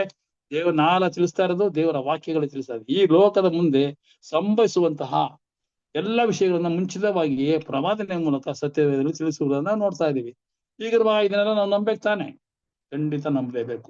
ದಾನಿಯೇಲ 7:1-2 ನೋಡುವಾಗ ದಾನಿಯೇಲ ಹೇಳ್ತಾನೆ, ಮಹಾಸಾಗರದ ಮೇಲೆ 4 ದಿಕ್ಕುಗಳಿಂದ ಗಾಳಿಯು ರಭಸವಾಗಿ ಬೀಸಿ ಬಡಿಯುತ್ತಿದ್ದವು, ಹಾಗೂ ಇದರಿಂದ ಜಗತ್ತಿನಲ್ಲಿ 4 ರಾಜ್ಯಗಳು ಉದಯಿಸಿದರು. 4 ರಾಜ್ಯಗಳು ಎಂದು ತಿಳಿಸುತ್ತದೆ. ಪ್ರವಾದನೆಯಲ್ಲಿ ಗಾಳಿಯು, ಯುದ್ಧವು ಮತ್ತು ಗಲಭೆ, ಪ್ರಕ್ಷುಬ್ಧ ಒಂದು ಪರಿಸ್ಥಿತಿಯಲ್ಲಿ ಅಂದ್ರೆ ಅಶಾಂತವಾದ ಪರಿಸ್ಥಿತಿಯಲ್ಲಿ ಇದು ತಿಳಿಸುವಂತದ್ದಾಗಿದೆ. ಇವು ಯಾವುದು 4 ರಾಜ್ಯಗಳು ನೋಡುವಾಗ ನೀವು ನೆಬೂಕದ್ನೆಚ್ಚರ್ ಕಂಡಂತ ಕನಸು ನೆನ್ಸ್ಕೊಳ್ಳಿ. ಅಲ್ಲಿ 4 ರಾಜ್ಯಗಳ ಕಾಣ್ತಾನೆ. ಮೊದಲನೇದಾಗಿ ಆ ರಾಜ್ಯಗಳ ಸ್ಥಿತಿ ಹೆಂಗಿತ್ತು ಅದನ್ನ ಒಂದು ಸಾಂಕೇತಿಕವಾಗಿ ಕೊಡಲ್ಪಟ್ಟಿದೆ. ಈಗ ನೇರವಾಗಿ ನಾನು ಹೇಳ್ತಾ ಇದ್ದೀನಿ. ಬಾಬಿಲೋನ್, ನೆಬೂಕದ್ನೆಚ್ಚರನ ಕಾಲದಲ್ಲಿ ಬಾಬಿಲೋನ್, ಅದು ಅದಾದ ನಂತರ ಮೇದ್ಯ ಪಾರಸಿಯರ ಒಂದು ಆಳ್ವಿಕೆ, ಅದಾದ್ಮೇಲೆ ಗ್ರೀಕನ ಒಂದು ಅಲೆಕ್ಸಾಂಡರ್ ಗ್ರೇಟ್ ಅವನ ಆಳ್ವಿಕೆ, ಮತ್ತು ರೋಮ್ ಆಳ್ವಿಕೆ, ರೋಮ್ ಇನ್ನೂ ಇದೆ, ರೋಮ್ ಆಳ್ವಿಕೆ. ಇವೆಲ್ಲವೂ ಸತ್ಯವೇದದಲ್ಲಿ 7ನೇ ಅಧ್ಯಾಯ ದಾನಿಯೇಲ ಗ್ರಂಥದಲ್ಲಿ ಬರೆಯಲ್ಪಟ್ಟಿದೆ. ಈ ಕಡೆವರೆಗೂ ರೋಮ್ ಇರುತ್ತೆ ಅಂತ ತಿಳಿಸಲ್ಪಟ್ಟಿದೆ. ದೇವರ ರಾಜ್ಯ ಬರೋವರೆಗೂ ಇದಿರ್ತದೆ ಅಂತ ವಾಕ್ಯದಲ್ಲಿ ತಿಳಿಸಲ್ಪಟ್ಟಿದೆ. ಈಗ ಹೀಗೆ ಸಾಮ್ರಾಜ್ಯಗಳು ಭೂಮಿಯಲ್ಲಿ ಉದಯಿಸಿದ್ದವು. ಇವೆಲ್ಲ ಉದಯಿಸಿತು ಸಾಮ್ರಾಜ್ಯಗಳು. ಹಿಂಗೆಲ್ಲ ಆಗುತ್ತೆ, ಭೂಮಿ ಹೆಂಗ್ ಅಂತ್ಯವಾಗುತ್ತೆ, ಕಡೆಗೆ ಲಾಸ್ಟ್ಗೆ ಬಂಡೆ ಬಂದು ಬಡದು ಹೆಂಗೆ ನಾವೆಲ್ಲ ಚೂರ್ ಚೂರಾಗಿ ಆ ಒಂದು ವಿಗ್ರಹ ಹೊರಟೋಗುತ್ತೆ. ಅದೇ ರೀತಿ ದೇವರ ರಾಜ್ಯನ ಕೂಡ ಕಡೆಗೆ ದೇವರ ಕ್ರಿಸ್ತನೆಂಬ ಬಂಡೆ ಲೋಕಕ್ಕೆ ಬಂದು ಬಡದಾಗ ಆತನ ಬರೋಣದಲ್ಲಿ ಸಂಪೂರ್ಣವಾಗಿ ಎಲ್ಲವೂ ನಾಶವಾಗುತ್ತೆ ಅನ್ನೋದನ್ನ ನಾವು ತಿಳ್ಕೊಬೇಕಾಗಿದೆ. ಆದ್ರೆ 4 ಸಾಮ್ರಾಜ್ಯಗಳಲ್ಲಿ ಯಾವುದೇ ಈ ಲೋಕದ ಸಮಸ್ಯೆಯನ್ನ ಪರಿಹರಿಸಲು ಸಾಧ್ಯವಾಗಲಿಲ್ಲ. ಯಾಕೆಂದ್ರೆ ಅವರು ಪಾಪದಲ್ಲಿ, ಅನೀತಿಯಲ್ಲಿ, ದುಷ್ಕೃತ್ಯಗಳಲ್ಲಿ ಅವರು ಬಿದ್ದೋಗಿ 4 ರಾಜ್ಯಗಳು ಕೂಡ ದೇವರಿಗೆ ತದ್ವಿರುದ್ಧವಾಗಿ ನಡೆಯಿತು ಅಂತ ನಾವು ಸತ್ಯವೇದದಲ್ಲಿ ನೋಡ್ತೇವೆ. ಹೀಗಿರುವಾಗ ಈ ಲೋಕವನ್ನ ಯಾರು ಪರಿಹರಿಸಲು, ಇವುಗಳ ಕಷ್ಟಗಳನ್ನು ಹೋಗಲಾಡಿಸಲು ಸಾಧ್ಯನೇ ಆಗಲಿಲ್ಲ. ಈ ಲೋಕವನ್ನು ದೇವರ ನೀತಿಗೆ ವಿರುದ್ಧವಾಗಿ ನಡೆದು ನಾಶನಕ್ಕೆ ತಳ್ಳುವಂತದ್ದೇ ಇದಾಗಿದೆ ಎಂದು ಸತ್ಯವೇದ ತಿಳಿಸಿದೆ. ಇವರೆಲ್ಲಾ ದೇವರನ್ನ ವಾಕ್ಯಗಳಿಗೆ ಅನುಗುಣವಾಗಿ ನಡೆಯದೆ, ಸಂಪೂರ್ಣವಾಗಿ ದೇವರನ್ನ ತಿರಸ್ಕರಿಸಿ ಆತನಿಗೆ ಗೌರವವನ್ನು ಕೊಡದೆ, ಆತನ ವಾಕ್ಯಗಳಿಗೆ ಮರ್ಯಾದೆಯನ್ನು ಕೊಡದೆ ಏನ್ ಮಾಡಿದ್ರು? ಸಂಪೂರ್ಣ ತಿರಸ್ಕಾರ ಕಾರಣ ಇವರೆಲ್ಲೂ ನಾಶನಕ್ಕೆ ತಳ್ಳಲ್ಪಟ್ಟಿದ್ದಾರೆ ಅಂತ ನೋಡ್ತೇವೆ. ಬಾಬಿಲೋನ್, ಮೇದ್ಯ ಪಾರಸ್ಯರು ಮತ್ತು ಗ್ರೀಕ್, ರೋಮ್ ಇವು ದೇವರ ಜನರಿಗೆ ಸುರಕ್ಷಿತವಾದ ಸ್ಥಳವಾಗಿರಲಿಲ್ಲ. ಯಾಕೆಂದ್ರೆ ಇವರೆಲ್ಲ ಪಾಪದಿಂದ ತುಂಬಿದ್ರು, ಎಲ್ಲ ದೇವರಿಗೆ ತಪ್ಪಾದ ರೀತಿಯಲ್ಲಿ ಇವರು ಬೋಧಿಸ್ತಾ ಇದ್ರು, ವಿಗ್ರಹವನ್ನು ಆರಿಸ್ತಾ ಇದ್ರು, ದೇವರಿಗೆ ಮಾನ್ಯತೆ ಕೊಡ್ತಾ ಇದ್ರು. ಆದ್ರೆ ನಾವು ದೇವರ ಪರಲೋಕದ ರಾಜ್ಯದ ಪ್ರಜೆಗಳಾಗಿದ್ದೇವೆ ಅನ್ನೋದು ಮರಿಬಾರದು. ನೋಡಿ, ಇವತ್ತು ನಾವೆಲ್ಲ ಬಂದಿರಿ ದೇವರ ಲೋಕದ ನಿಜವಾದ ದೇವರ ನೀತಿ ನ್ಯಾಯ ಏನಿದೆ ಅಂತ ತಿಳ್ಕೊಂಡವರಾದ ನಾವುಗಳು ಆತನ ಪರಲೋಕ, ಆತನ ಶಾಶ್ವತವಾದ ರಾಜ್ಯ, ಅದು ಆತನ ಪ್ರಜೆಗಳಾಗಿದ್ದೇವೆ. ಈ ಲೋಕ ಈಗಾಗಲೇ ನೋಡ್ದಂಗೆ ಈ ಭೂಮಿ ಉಳಿಯೋದಿಲ್ಲ, ಸಂಪೂರ್ಣ ನಾಶವಾಗುತ್ತೆ. ಕೆಲವರು ಹೇಳ್ತಾರೆ, ಏನಪ್ಪ ಸ್ವಂತ ಮನೆ ಇದೆಯಾ, ಏನ್ ಮನೆ ಕಟ್ಕೊಂಡಿದ್ಯಾ, ಅದು ಹೆಂಗ್ ಮಾಡಿದ್ಯಾ, ಹಿಂಗ್ ಮಾಡಿದ್ಯಾ, ಈ ರೀತಿ ಲೋಕ ಸಂಬಂಧವಾಗಿ ಕೆಲವರು ಮಾತಾಡೋದು ನೋಡ್ತೀವಿ. ಅದು ಕ್ರೈಸ್ತರ ವಿಶ್ವಾಸಿಗಳ ಮಾತಾಡಕ್ ಹೋಗೋದಿಲ್ಲ. ಯಾಕಂದ್ರೆ ದೇವ್ರು ನಮ್ಮೊಂದ್ ಮನೆ ಕಟ್ತಾನಪ್ಪ. ಯೋಹಾನ 14:1 ನೋಡುವಾಗ ಬರ್ತೀನಿ, ನಾನು ನಿಮ್ಮೊಂದ್ ಮನೆ ಕಟ್ಟಿ ಸಿದ್ಧ ಮಾಡಿ ಕರ್ಕೊಂಡು ಹೋಗ್ತೀನಿ. ಅದು ಶಾಶ್ವತವಾದ ದೇವರ ರಾಜ್ಯ, ದೇವರ ಮನೆ. ಅಲ್ಲಿ ನಾವು ಸದಸ್ಯರಾಗಬೇಕು ವಿನಃ ಇಲ್ಲಿ ನಾವು ಇಲ್ಲೇ ನಾಶವಾಗುದು. ಯಾಕೆಂದ್ರೆ ಇದು ಶಾಶ್ವತವಲ್ಲ. ಅದಕ್ಕೋಸ್ಕರ ನಾಶವಾಗೋ ಸಾಧ್ಯತೆ. ಇದಕ್ಕೋಸ್ಕರ ನಾವು ದೇವರ ಮಾತನ್ನ ಕೇಳಬೇಕು, ಮನುಷ್ಯನ ಮಾತು ಕೇಳಬಾರ್ದು. ದೇವರನಿಗೆ ತೃಪ್ತಿಕರವಾಗಿ ಏನ್ ಕೊಟ್ಟಿದ್ದಾನೋ ಅದು ಸಂತೋಷ ಪಡ್ತಾ ಈ ಲೋಕದಲ್ಲಿ ಜೀವಿಸ್ಬೇಕು. ಆದ್ರೆ ನೀತಿಯನ್ನು ಅನುಸರಿಸಬೇಕು. ದೇವರಿಗೆ ಭಯಪಟ್ಟು ಪ್ರಾರ್ಥನೆ ವಿಜ್ಞಾಪನೆಗಳಲ್ಲಿ ಆತನ ನಿರೀಕ್ಷೆಗಾಗಿ ಕಾದುಕೊಂಡಿರ್ಬೇಕು. ಇದೇ ಯಾಕೆಂದ್ರೆ ಈ ಲೋಕದ ನೀತಿಯಿಂದ ಯಾವ ನಿರೀಕ್ಷೆಯೂ ನಾವು ಕಾಣಲಾರದಿಲ್ಲ. ಈ ಲೋಕದ ಒಂದು ಅನೀತಿಯಿಂದ ಯಾವ ನಿರೀಕ್ಷೆನೂ ಕಾಣಕ್ಕಾಗಲ್ಲ. ಈ ಲೋಕದಲ್ಲಿರುವಂತ ಎಲ್ಲಾ ಚಟುವಟಿಕೆಗಳಿಂದ ನಾವು ದೇವರ ರಾಜ್ಯಕ್ಕೆ ಸೇರಕ್ಕಾಗಲ್ಲ. ಅದಕ್ಕೋಸ್ಕರವಾಗಿ ನಾವು ಏನ್ ಮಾಡ್ತೀವಿ ಅಂದ್ರೆ ಆ ನಮ್ಮ ದೇವರಲ್ಲೇ ನಾವು ಬಲಗೊಂಡು ಆತನಿಗೆ ಜ್ಞಾನವನ್ನ ನಾವು ಅದನ್ನ ಧ್ಯಾನವನ್ನ ಸಂಪಾದಿಸಿಕೊಳ್ಳಕ್ಕೆ ಪ್ರಯತ್ನ ಪಡಬೇಕು. ಯಾಕೆಂದ್ರೆ ಈ ಲೋಕದ ಅನೀತಿಯು ಮಾನವನ ನಿರೀಕ್ಷೆಗೆ ಯಾವ ವಿಧದಲ್ಲೂ ಸಹ ಅದು ಮಾರ್ಗವಿಲ್ಲ ತೋರ್ಸಕ್ಕಾಗಲ್ಲ. ಫಿಲಿಪಿಯವರಿಗೆ ಬರೋ ಪತ್ರಿಕೆ ನಾವು ಬರೋಣ, ಅಲ್ಲಿ 3:20 ಕರ್ತನಾದ ಯೇಸು ಕ್ರಿಸ್ತನು ಅಲ್ಲಿಂದಲೇ ರಕ್ಷಕನಾಗಿ ಬರುವುದನ್ನು ಎದುರು ನೋಡುತ್ತಾ ಇದ್ದೇವೆ. ಯೇಸು ಕ್ರಿಸ್ತನು ರಕ್ಷಕನಾಗಿ ಬರ್ತಾನೆ, ನಮ್ಮ ರಕ್ಷಣೆ ಮಾಡೇ ಮಾಡ್ತಾನೆ. ಅದಕ್ಕೋಸ್ಕರ ಆತನನ್ನು ನಾವು ಎದುರುಗೊಳ್ಬೇಕು. ಆತನ ಎದುರುಗೊಳ್ಬೇಕಾದ್ರೆ ನಮ್ಮ ಸ್ಥಿತಿ ಹೇಗಿರುತ್ತೆ? ಪಾಪಿಗಳಾಗಿದ್ರೆ ಆತನ ಎದುರು ನೋಡಕ್ಕಾಗುತ್ತಾ? ಇಲ್ಲ ದುಷ್ಕೃತ್ಯಗಳನ್ನ ಆಚಾರಗಳಿರುವಂತ ಈ ಲೋಕದ ಸಂಬಂಧ ವಿಷಯಗಳಲ್ಲಿ ನಾವು ಯಥೇಚ್ಛವಾಗಿ ಗಮನ ಕೊಟ್ಟು ದೇವರನ್ನ ಮರ್ತಿರುವಾಗ ಆತನ ಎದುರುಗೊಳ್ಳಕ್ಕಾಗುತ್ತಾ? ಖಂಡಿತವಾಗಿ ಇವೆಲ್ಲ ನಮ್ಗೆ ಅಡ್ಡಿ ಮಾಡ್ತದೆ. ಆಗ ನಾವೇನ್ ಮಾಡ್ತೀವಿ? ಒಂದು ಒಂದು ಸ್ವತಂತ್ರವಾಗಿ ನಾವು ದೇವರನ್ನ ಆತನ ಬರೋಣವನ್ನ ನಾವು ಎದುರು ನೋಡಕ್ಕೆ ಯಾಕೆ ಸಾಧ್ಯವಾಗಲ್ಲ ಅಂದ್ರೆ ಈ ಲೋಕ ಸಂಬಂಧವಾದ ವಿಷಯಗಳು ಬಿದ್ದೋಗಿರೋದ್ರಿಂದ ಎದುರು ನೋಡಕ್ಕೆ.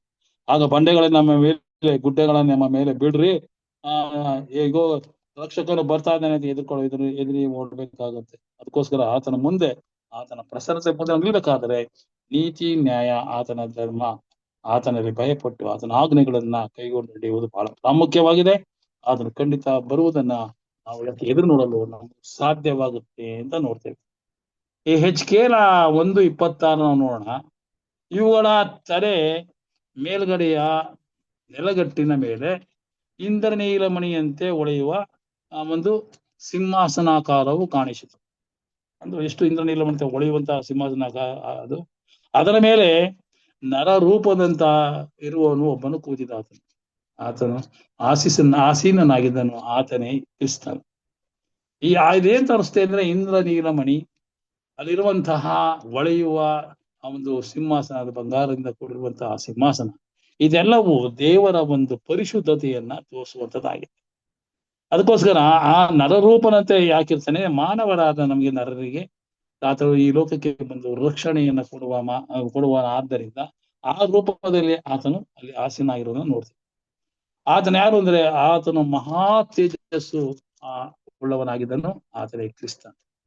ಈ ಲೋಕದಲ್ಲಿ ಇಲ್ಲಿಯವರೆಗೂ ಇನ್ನೂ ಮುಂದೆಯೂ ಯಾವ ರಾಜರುಗಳೇ ಆಗಲಿ, ಸರ್ಕಾರಗಳೇ ಆಗಲಿ ದೇವರ ಮಹಾ ಸಿಂಹಾಸನ ಮುಂದೆ ಧೂಳಾಗಿದ್ದಾರೆ. ಯಾಕೆಂದ್ರೆ ಅವ್ರಿಗೆ ಏನಂದ್ರೆ ಸುಮ್ಮನೆ ಲೋಕ ಸಂಬಂಧವಾದಲ್ಲಿ ನಾವು ಕಾನೂನು ಕಟ್ಟೆಗಳನ್ನ ಮಾಡ್ಕೊಂಡಿದ್ದು ಪರಲೋಕ ಸಂಬಂಧಪಟ್ಟದ್ದಲ್ಲ. ಅದಕ್ಕೋಸ್ಕರ ಈ ಲೋಕ ಸಂಬಂಧಪಟ್ಟವಾದ ವಿಷಯಗಳಲ್ಲಿ ಇಲ್ಲೇ ಹುಟ್ಟುಕೊಂಡಿರುವ ವಿಷಯಗಳಲ್ಲಿ ಅವ್ರನ್ನ ತಮ್ಮ ಕಾನೂನು ಕಟ್ಟಳೆಗಳನ್ನ ಮಾಡ್ಕೊಂಡು ಎಲ್ಲ ದಿವಸ ಬರೀ ಅಕ್ರಮ, ಲಂಚ, ಹೊರತನ, ಪ್ರೀತಿ ಇಲ್ಲದಿರುವುದು, ಹೀಗೆ ನಾನಾ ರೀತಿಯಾದ ದುರ್ನಡತೆಗಳಿಂದ ಇವ್ರು ನಡ್ಕೊಳ್ಳೋದನ್ನ ನೋಡ್ತೇವೆ. ಹಿಂದೆ ನೋಡುವಾಗ ಒಂದು ಮತ ಪ್ರತಿಷ್ಠೆ ಬಂದಾಗ ಅಲ್ಲಿ ನಡೆದಂತ ಘಟನೆ ನಾವು ನೋಡಿ 120 ವರ್ಷಗಳ ಕಾಲ ನಡೆದಂತ ಒಂದು ಘಟನೆ ನೋಡುವಾಗ, ರೋಮ್ ಮಾಡಿದಂತ ಕೃತ್ಯಗಳು ನೋಡುವಾಗ ನಿಜಕ್ಕೂ ಎಷ್ಟರ ಮಟ್ಟಿಗೆ ಕ್ರೈಸ್ತರ ಮೇಲೆ ಒಂದು ಹಿಂಸೆ ಇತ್ತು, ಹೇಗೆ ಅದು ಆಧ್ಯಾತ್ಮಿಕದ ಮೇಲೆ ಪ್ರಭಾವ ಬೀರ್ತು. ಈಗಲೂ ಅದೇ ರೀತಿ ಅನೇಕ ಕಡೆ ಹಿಂಸೆ ಇದೆ. ಆಧ್ಯಾತ್ಮಿಕ ಜ್ಞಾನದ ಮೇಲೆ ಪ್ರಭಾವ ಬೀರುವಂತ ಈ ದುಷ್ಟ ಸೈತಾನನ ಕೃತ್ಯಗಳು ನಡೀತಾನೆ ಇದೆ. ಹೇಗಾದ್ರೂ ಮಾಡಿ ಅವರು ಹಿಂಸೆ ಕೊಟ್ಟು ನನ್ನ ಕಡೆ ತಿರುಗಬೇಕು ಅಂತ. ಈ ಲೋಕದ ಸಮಸ್ತ ಸೃಷ್ಟಿಯ ಆತನ ದೇವರ ಕೈಲಿದೆ ಎಂಬುದನ್ನು ನಾವು ಮರಿಬೇಕು. ಸೈತಾನ ಕೈಲಿ ಇರೋದಿಲ್ಲ. ಅವನೇನೇ ಮಾಡೋದನ್ನ ಎಲ್ಲವೂ ದೇವರ ಕೈಲಿದೆ. ಎಲ್ಲವನ್ನು ನೀತಿಯಿಂದ ಆಳುವವನಾಗಿದ್ದಾನೆ ಎಂದು ನಾವು ನೋಡ್ತೇವೆ. ನೀತಿಯ ರಾಜನು ದೇವರು, ಪ್ರೀತಿ ಸ್ವರೂಪನು, ಅದ್ಭುತ ಸ್ವರೂಪನು, ಆಲೋಚನೆ ಕರ್ತನ ಆಲೋಚನೆ ಇಲ್ಲ. ಹೀಗಿರುವಾಗ ಆತನು ತನ್ನ ರಾಜ್ಯವನ್ನು ನೀತಿಯ ರಾಜ್ಯವನ್ನಾಗಿ ಸ್ಥಾಪಿಸಬೇಕು. ಭೂಲೋಕ ಸಂಪೂರ್ಣವಾಗಿ ನಾಶವಾದ ಕಾರಣ ಈ ಮನುಷ್ಯರು ದೇವರನ್ನ ಸಂಪೂರ್ಣ ಬಿಟ್ಟು ತಮ್ಮದೇ ಆದ ಅನೀತಿಯಿಂದ ದೇವರನ್ನ ರೇಗಿಸ್ತಿರೋದೇ ಇದಕ್ಕೆಲ್ಲ ಕಾರಣ. ಅದಕ್ಕೆ ಹೇಳ್ತಾನೆ, ಈ ಲೋಕನ ಸಂಪೂರ್ಣ ನಾಶ ಮಾಡ್ಬಿಡ್ತೀನಿ. 6ನೇ ಅಧ್ಯಾಯ ಆದಿಕಾಂಡದಲ್ಲಿ ನೋಡುವಾಗ ಅಲ್ಲಿ ಆ ಜನರು ದುಷ್ಕೃತ್ಯ ನೋಡಿ ಅವನೊಬ್ಬನೇ ನೀತಿವಂತ, ದೇವ್ರು ಭಯ ಪಟ್ಟನು, ನಾವೇನ ಕಟ್ಟು ದೇವ್ರ ಮಾತನ್ನ ಕೇಳ್ಕೊಂಡಿದ್ನು, ಅವನೊಬ್ಬನೇ ದೇವ್ರು ಅವನಿಗೆ ಪ್ರೀತಿಸ್ನು, ಅವನು ಉಳಿಸ್ನು. ಆದ್ರೆ ಎಲ್ಲವನ್ನು ನಾಶ ಮಾಡ್ಬಿಡ್ತಾನೆ. ಯಾಕೆಂದ್ರೆ ಯಾರಿಗೂ ಪ್ರೀತಿ ತೋರಿಸ್ತೀನಿ. ಈಗ ಅದೇ ರೀತಿ ಈ ಕಾಲದಲ್ಲೂ ಅದೇ ರೀತಿ ದುಷ್ಟರನ್ನ ಸಂಪೂರ್ಣವಾಗಿ ನಾಶ ಮಾಡ್ಬಿಡ್ತಾನೆ. ಆದ್ರೆ ನಾವು 25-30 ನೋಡುವಾಗ ಯೆರೆಮೀಯ ಭೂಲೋಕದಲ್ಲಿ ಹುಡುದ್ರು ಜನರೇ ಇರಲ್ಲ, ಎಲ್ಲ ಗೊಬ್ಬರ ಆಗ್ಬಿಟ್ಟಿರ್ತಾರೆ. ನಾವೀಗ ಹೇಳ್ಬೋದು ನಾವ್ ಹಿಂಗಿದೀವಿ ಆ ತರ ಈ ತರ ಅಂದ್ರೆ ಎಲ್ರು ಗೊಬ್ಬರ ಆಗ್ಬಿಡ್ತಾರೆ. ದೇವರು ಯಾರನ್ನ ದುಷ್ಟರನ್ನ ಕರುಣೆ ತೋರ್ಸಲ್ಲ. ಅದರಿಂದ ನಾವು ಭಯ ಬೀಳ್ಬೇಕು. ದೇವ್ರನ್ನ ನಾವು ಪ್ರೀತಿಲಿ ನಡ್ಕೊಳ್ಳೋದಕ್ಕೆ ನಾವು ಆದಷ್ಟು ಪ್ರಯತ್ನ ಪಡ್ಬೇಕು. ದೇವ್ರು ನಮ್ಮನ್ನ ಆತನ ಬರೋಣದಲ್ಲಿ ನಮ್ಮ ನೋಡಿ ಕರುಣಿಸ್ಬೇಕು, ದಯೆ ತೋರಿಸ್ಬೇಕು, ಕೃಪೆ ತೋರಿಸ್ಬೇಕು. ದಯೆ ಅಂದ್ರೆ ಕೃಪೆ ತೋರಿಸ್ಬೇಕು ನಮಗೆ. ತೋರಿಸಿ ಆ ರೀತಿಯಲ್ಲಿ ನಾವು ನಡ್ಕೊಂಡಾಗ ಆ ದೇವರು ನಮ್ಮನ್ನ ಕಲಿಸಿ ನಮ್ಮ ಪರಲೋಕ ರಾಜ್ಯಕ್ಕೆ ಸೇರುವಂತ ಅವಕಾಶ ಇದೆ. ಅದಕ್ಕೋಸ್ಕರ ನಾವು ಬಹಳ ಎಚ್ಚರಿಕೆಯಿಂದ ಲೋಕದಲ್ಲಿ ಜೀವಿಸಬೇಕಾಗಿದೆ. ಅದಕ್ಕೋಸ್ಕರ ನಾವು ದೇವರಿಗೆ ಹೆಚ್ಚಾಗಿ ಮರ್ಯಾದೆ ಕೊಡಬೇಕಾಗಿದೆ. ದೇವರಿಗೆ ಯಾಕೆಂದ್ರೆ ನಮ್ಮ ಸೃಷ್ಟಿಕರ್ತನು, ಆತನಿಗೆ ಗೌರವವನ್ನು ಸಲ್ಲಿಸಬೇಕಾಗಿದೆ. ಜೊತೆಗೆ ನಾವು ನಡ್ಕೊಳ್ಳೋ ರೀತಿ ಇದೆಯಲ್ಲ, ಆ ದೇವರಿಗೆ ಮೆಚ್ಚುಗೆ ಆಗಿದೆಯೋ ಇಲ್ವೋ ಅನ್ನೋದನ್ನ ನಾವು ನಮ್ಮ ಮನಸ್ಸಿನಲ್ಲಿ ಮಂದಟ್ಟು ಮಾಡ್ಕೊಂಡು ನಾವೇನ್ ಮಾಡ್ಬೇಕು, ಅದು ಕೆಟ್ಟದ್ದು ಅಂದ್ರೆ ದೇವರೇ ಇಂಥ ಕೆಟ್ಟತನಕ್ಕೆ ನನ್ನ ಗುರಿಪಡಿಸ್ಬೇಡಪ್ಪ, ನನ್ನ ಒಳ್ಳೆತನ ನಡ್ಕೊಂಡು ನಾನು ಸಹ ನಿನ್ನ ಬರೋಣದಲ್ಲಿ ಸ್ವಲ್ಪ ದಯೆ ತೋರಿಸು ತಂದೆಯೇ ಅನ್ನುವ ರೀತಿಯಲ್ಲಿ ನಾವು ನಡ್ಕೋಬೇಕಾಗಿದೆ. ಮತ್ತಾಯನ ಬರೆದ ಸುವಾರ್ತೆ 24ನೇ ಅಧ್ಯಾಯದಲ್ಲಿ ಈ ಲೋಕದ ಅಂತ್ಯದಲ್ಲಿ ನಡೆಯುವಂತಹ ಘಟನೆಗಳನ್ನ ಕ್ರಿಸ್ತನು ತಾನೇ ಕಾಲಜ್ಞಾನದಲ್ಲಿ ಆತನು ತಿಳಿಸಿರೋದನ್ನು ನೋಡ್ತೀವಿ. ಕ್ರಿಸ್ತನ ಬರಣವನ್ನು ಮುಂತಿಳಿಸಿರುವ ಸೂಚನೆ ಏನಾಗಿದೆ ಅಂದ್ರೆ, ಮೊದಲು ಧರ್ಮ ಭ್ರಷ್ಟತೆ ಉಂಟಾಗುತ್ತೆ. ಧರ್ಮ ಭ್ರಷ್ಟತೆ ಯಾವ್ದು ಉಂಟಾಗುತ್ತೆ ಅಂದ್ರೆ, ಸುಳ್ಳು ಕ್ರೈಸ್ತರು, ಸುಳ್ಳು ಬೋಧಕರು, ಸುಳ್ಳು ಪ್ರವಾದಿಗಳು ಹೇಳ್ತಾರೆ. ಇವರೆಲ್ಲ ಇದೇನ್ ಮಾಡ್ತಾರೆ, ನಾನೇ ಕ್ರಿಸ್ತನು ಎಂದು ಅನೇಕರನ್ನು ದಾರಿ ತಪ್ಪಿಸುವಂತ ಒಂದು ಗುಂಪು ಹೇಳುತ್ತದೆ. ಇವರೆಲ್ಲ ತಪ್ಪಾಗಿ ಬೋಧನೆ ಮಾಡಿ ನಮ್ಮನ್ನ ದಾರಿ ತಪ್ಪಿಸಿ ಹೇಗಾದ್ರೂ ಮಾಡಿ ಕ್ರಿಸ್ತನ ಒಂದು ರಕ್ಷಣೆಗೆ ಒಳಪಡಬಾರದು, ಇವರು ಕ್ರಿಸ್ತನಲ್ಲಿ ಸಿಗುವಂತ ಆ ಒಂದು ದಯೆ ಕೃಪೆಯನ್ನು ಸಿಕ್ಕಬಾರ್ದು, ಇವ್ರು ನನ್ನ ಜೊತೆ ನಾಶ ಆಗ್ಬೇಕು ಅನ್ನೋ ಒಂದು ನಿಟ್ಟಿನಲ್ಲಿ ಸೈತಾನು ಅನೇಕ ಒಂದು ದುಷ್ಟ ಗುಂಪನ್ನು ಎಬ್ಬಿಸಿದ್ದಾನೆ. ಈಗ ನೋಡಿ, ಬೇಕಾದ ಸಭೆಗಳಿವೆ. ಆ ಸಭೆಗಳಲ್ಲೂ ಅನೇಕ ದೇವರ ವಾಕ್ಯಗಳಿಗೆ ವಿರುದ್ಧವಾಗಿ ಅವರು ಜನರಿಗೆ ಬೋಧನೆ ಮಾಡೋದು ನೋಡ್ತಾ ಇದೀವಿ. ಅನೇಕ ಜನರು ಗೊತ್ತಿಲ್ಲದಿದ್ರು ಇದನ್ನೇ ನಮ್ ದೇವರಪ್ಪ ಅಂತ ಏನ್ ಮಾಡ್ತಾರೆ, ಈ ವಾಕ್ಯಗಳ ನಿಜವೇನೋ ಅಂತ ತಪ್ಪಾದ ವಾಕ್ಯಗಳ ತಿಳ್ಕೊಂಡು ಅದನ್ನೇ ನಂಬಕ್ ಹೋಗಿ ನಾಶವಾಗಿ ಹೊಟ್ಟೋಗ್ತಾರೆ.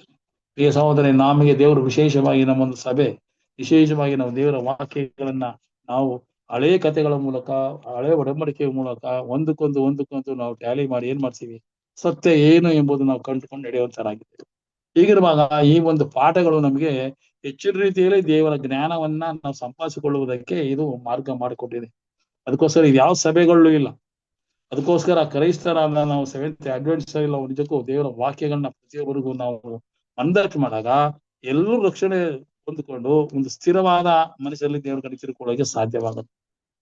25 ಈಗ ನಿರ್ಗಮನದಲ್ಲಿ ನೋಡುವ ಕಾರಣದಾಗಿ ಧರ್ಮಭ್ರಷ್ಟತೆ, ಸುಳ್ಳು ಬೋಧಕರು, ಮತ್ತೆ ನಾನೇ ಕ್ರಿಸ್ತನು ಎಂದು ಹೇಳ್ಕೊಳ್ಳೋರು, ಕ್ರಿಸ್ತನ ಅಮೇರಿಕದಲ್ಲಿ ಇದ್ದಾನೆ, ಅಲ್ಲಿ ಬಂದಿದ್ದಾನೆ, ಇಲ್ಲಿ ಬಂದಿದ್ದಾನೆ, ದಾರಿ ತಪ್ಪು ಓಡೋಗ್ಬೇಡ್ರಿ ಅಂತ ದೇವರು ಎಚ್ಚರಿಸಿದ್ದಾನೆ.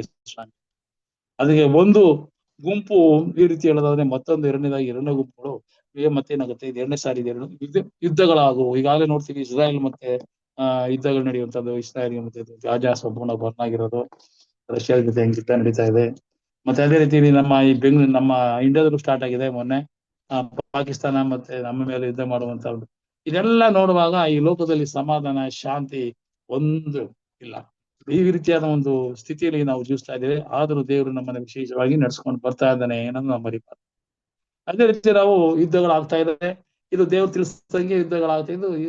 ಇದೆಲ್ಲವೂ ಏನಪ್ಪಾ ಅಂದ್ರೆ, ದೇಶಸ್ವಾಮಿ ನುಡಿದಂತ ಮಾತುಗಳು ಸತ್ಯವಾಗಿದೆ ಎಂಬುದಕ್ಕೆ ಇದು ನಮಗೆ ಸಾಕ್ಷಿ ನೀಡುವಂತದ್ದಾಗಿದೆ. ಮೂರನೇದಾಗಿ, ಜನಕ್ಕೆ ವಿರುದ್ಧವಾಗಿ ಜನ ಹೇಳ್ತಾರೆ. ಜನಕ್ಕೆ ವಿರುದ್ಧ ಜನ ಹೇಳ್ತಾರೆ. ನಾವು ಸರಿ ನಮ್ಮ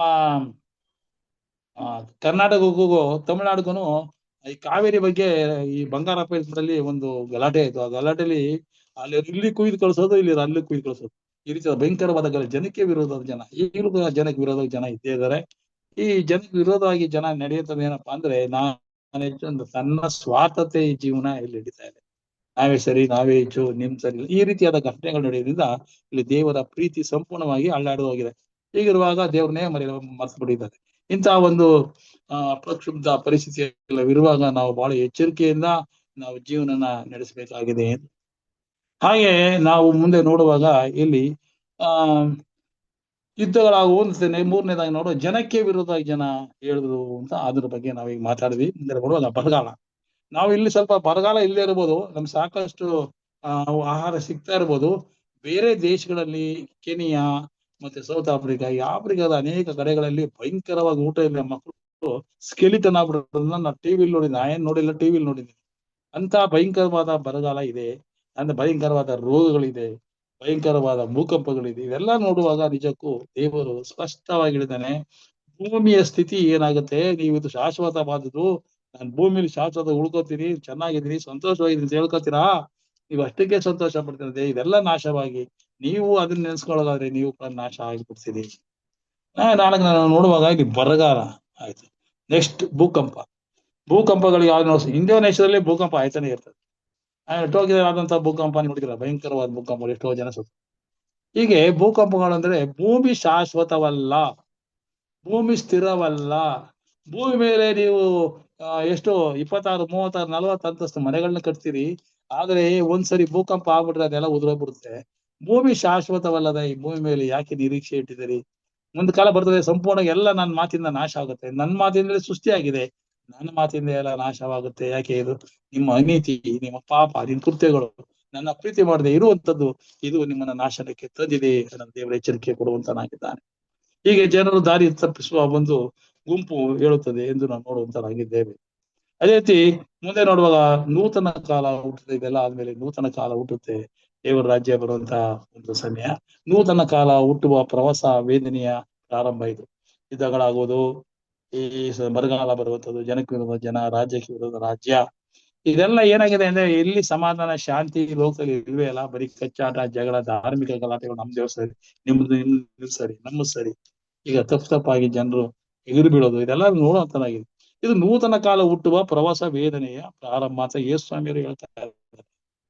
ಅದಕ್ಕೋಸ್ಕರ ಹೇಳ್ತಾರೆ ಯೇಸು ಸ್ವಾಮಿ ಈ ರೀತಿ ಹೇಳಿರುವಾಗ ನಾವೇನ್ ಮಾಡ್ಬೇಕು? ಬಹು ಜನರ ಪ್ರೀತಿ ಈ ವಿಷಯಗಳಲ್ಲಿ ತಣ್ಣಗಾಗ್ಬಿಡ್ತಾರೆ. ಯಾರು ಹೇಳೋದ್ ಮಾತು ಕೇಳ್ಕೊಂಡು ಸುಳ್ಳು ಸಭೆಗಳನ್ನ ಸೇರ್ಕೊಂಡು ಏನ್ ಮಾಡ್ತಾರೆ? ದೇವ್ರನ್ನ ಪ್ರೀತಿನ ತಣ್ಣ ಮಾಡ್ಕೊಂಡ್ಬಿಡ್ತಾರೆ. ಅದೇ ಬಹು ಜನರ ಯೇಸು ಸ್ವಾಮಿ ಬರ್ತಾನೆ, ಯಾರು ಗೊತ್ತು, ಹೋಗಪ್ಪ, ಯಾರೋ ನಮ್ಮನ್ನ ಕರಿತಾ ನಾವು ಅಲ್ಲಿರ್ತೀವಿ, ಅವ್ರ ಪರವಾಗಿ ಅವ್ರು ನಮ್ಮ ರಕ್ಷಣೆ ಕೊಡ್ತಾರೆ, ಲೆಕ್ಕದಲ್ಲಿ ಜೀವಿಸುವಂತ ಬೇಕಾದ ಜನ ಹುಟ್ಟಲತ್ತ. ಅನೇಕರು ನಾಶ ಹೋಗ್ಬಿಡ್ತಾರೆ. ಆದ್ರೆ ಯಾರು ಸ್ಥಿರವಾಗಿ ಯೇಸು ಕ್ರಿಸ್ತನ ನಂಬಿ ದೃಢವಾಗಿ ನಿಲ್ತಾರೋ ಅವ್ರು ಖಂಡಿತವಾಗಿಯೂ ದೇವರ ರಾಜ್ಯಕ್ಕೆ ಬಾಧ್ಯರಾಗ ಮಕ್ಕಳಾಗ್ತಾರೆ. ದೇವರು ಅದನ್ನೇ ಎಚ್ಚರಿಕೆ ನಮಗೆ ಕೊಟ್ಟಿದ್ದಾರೆ.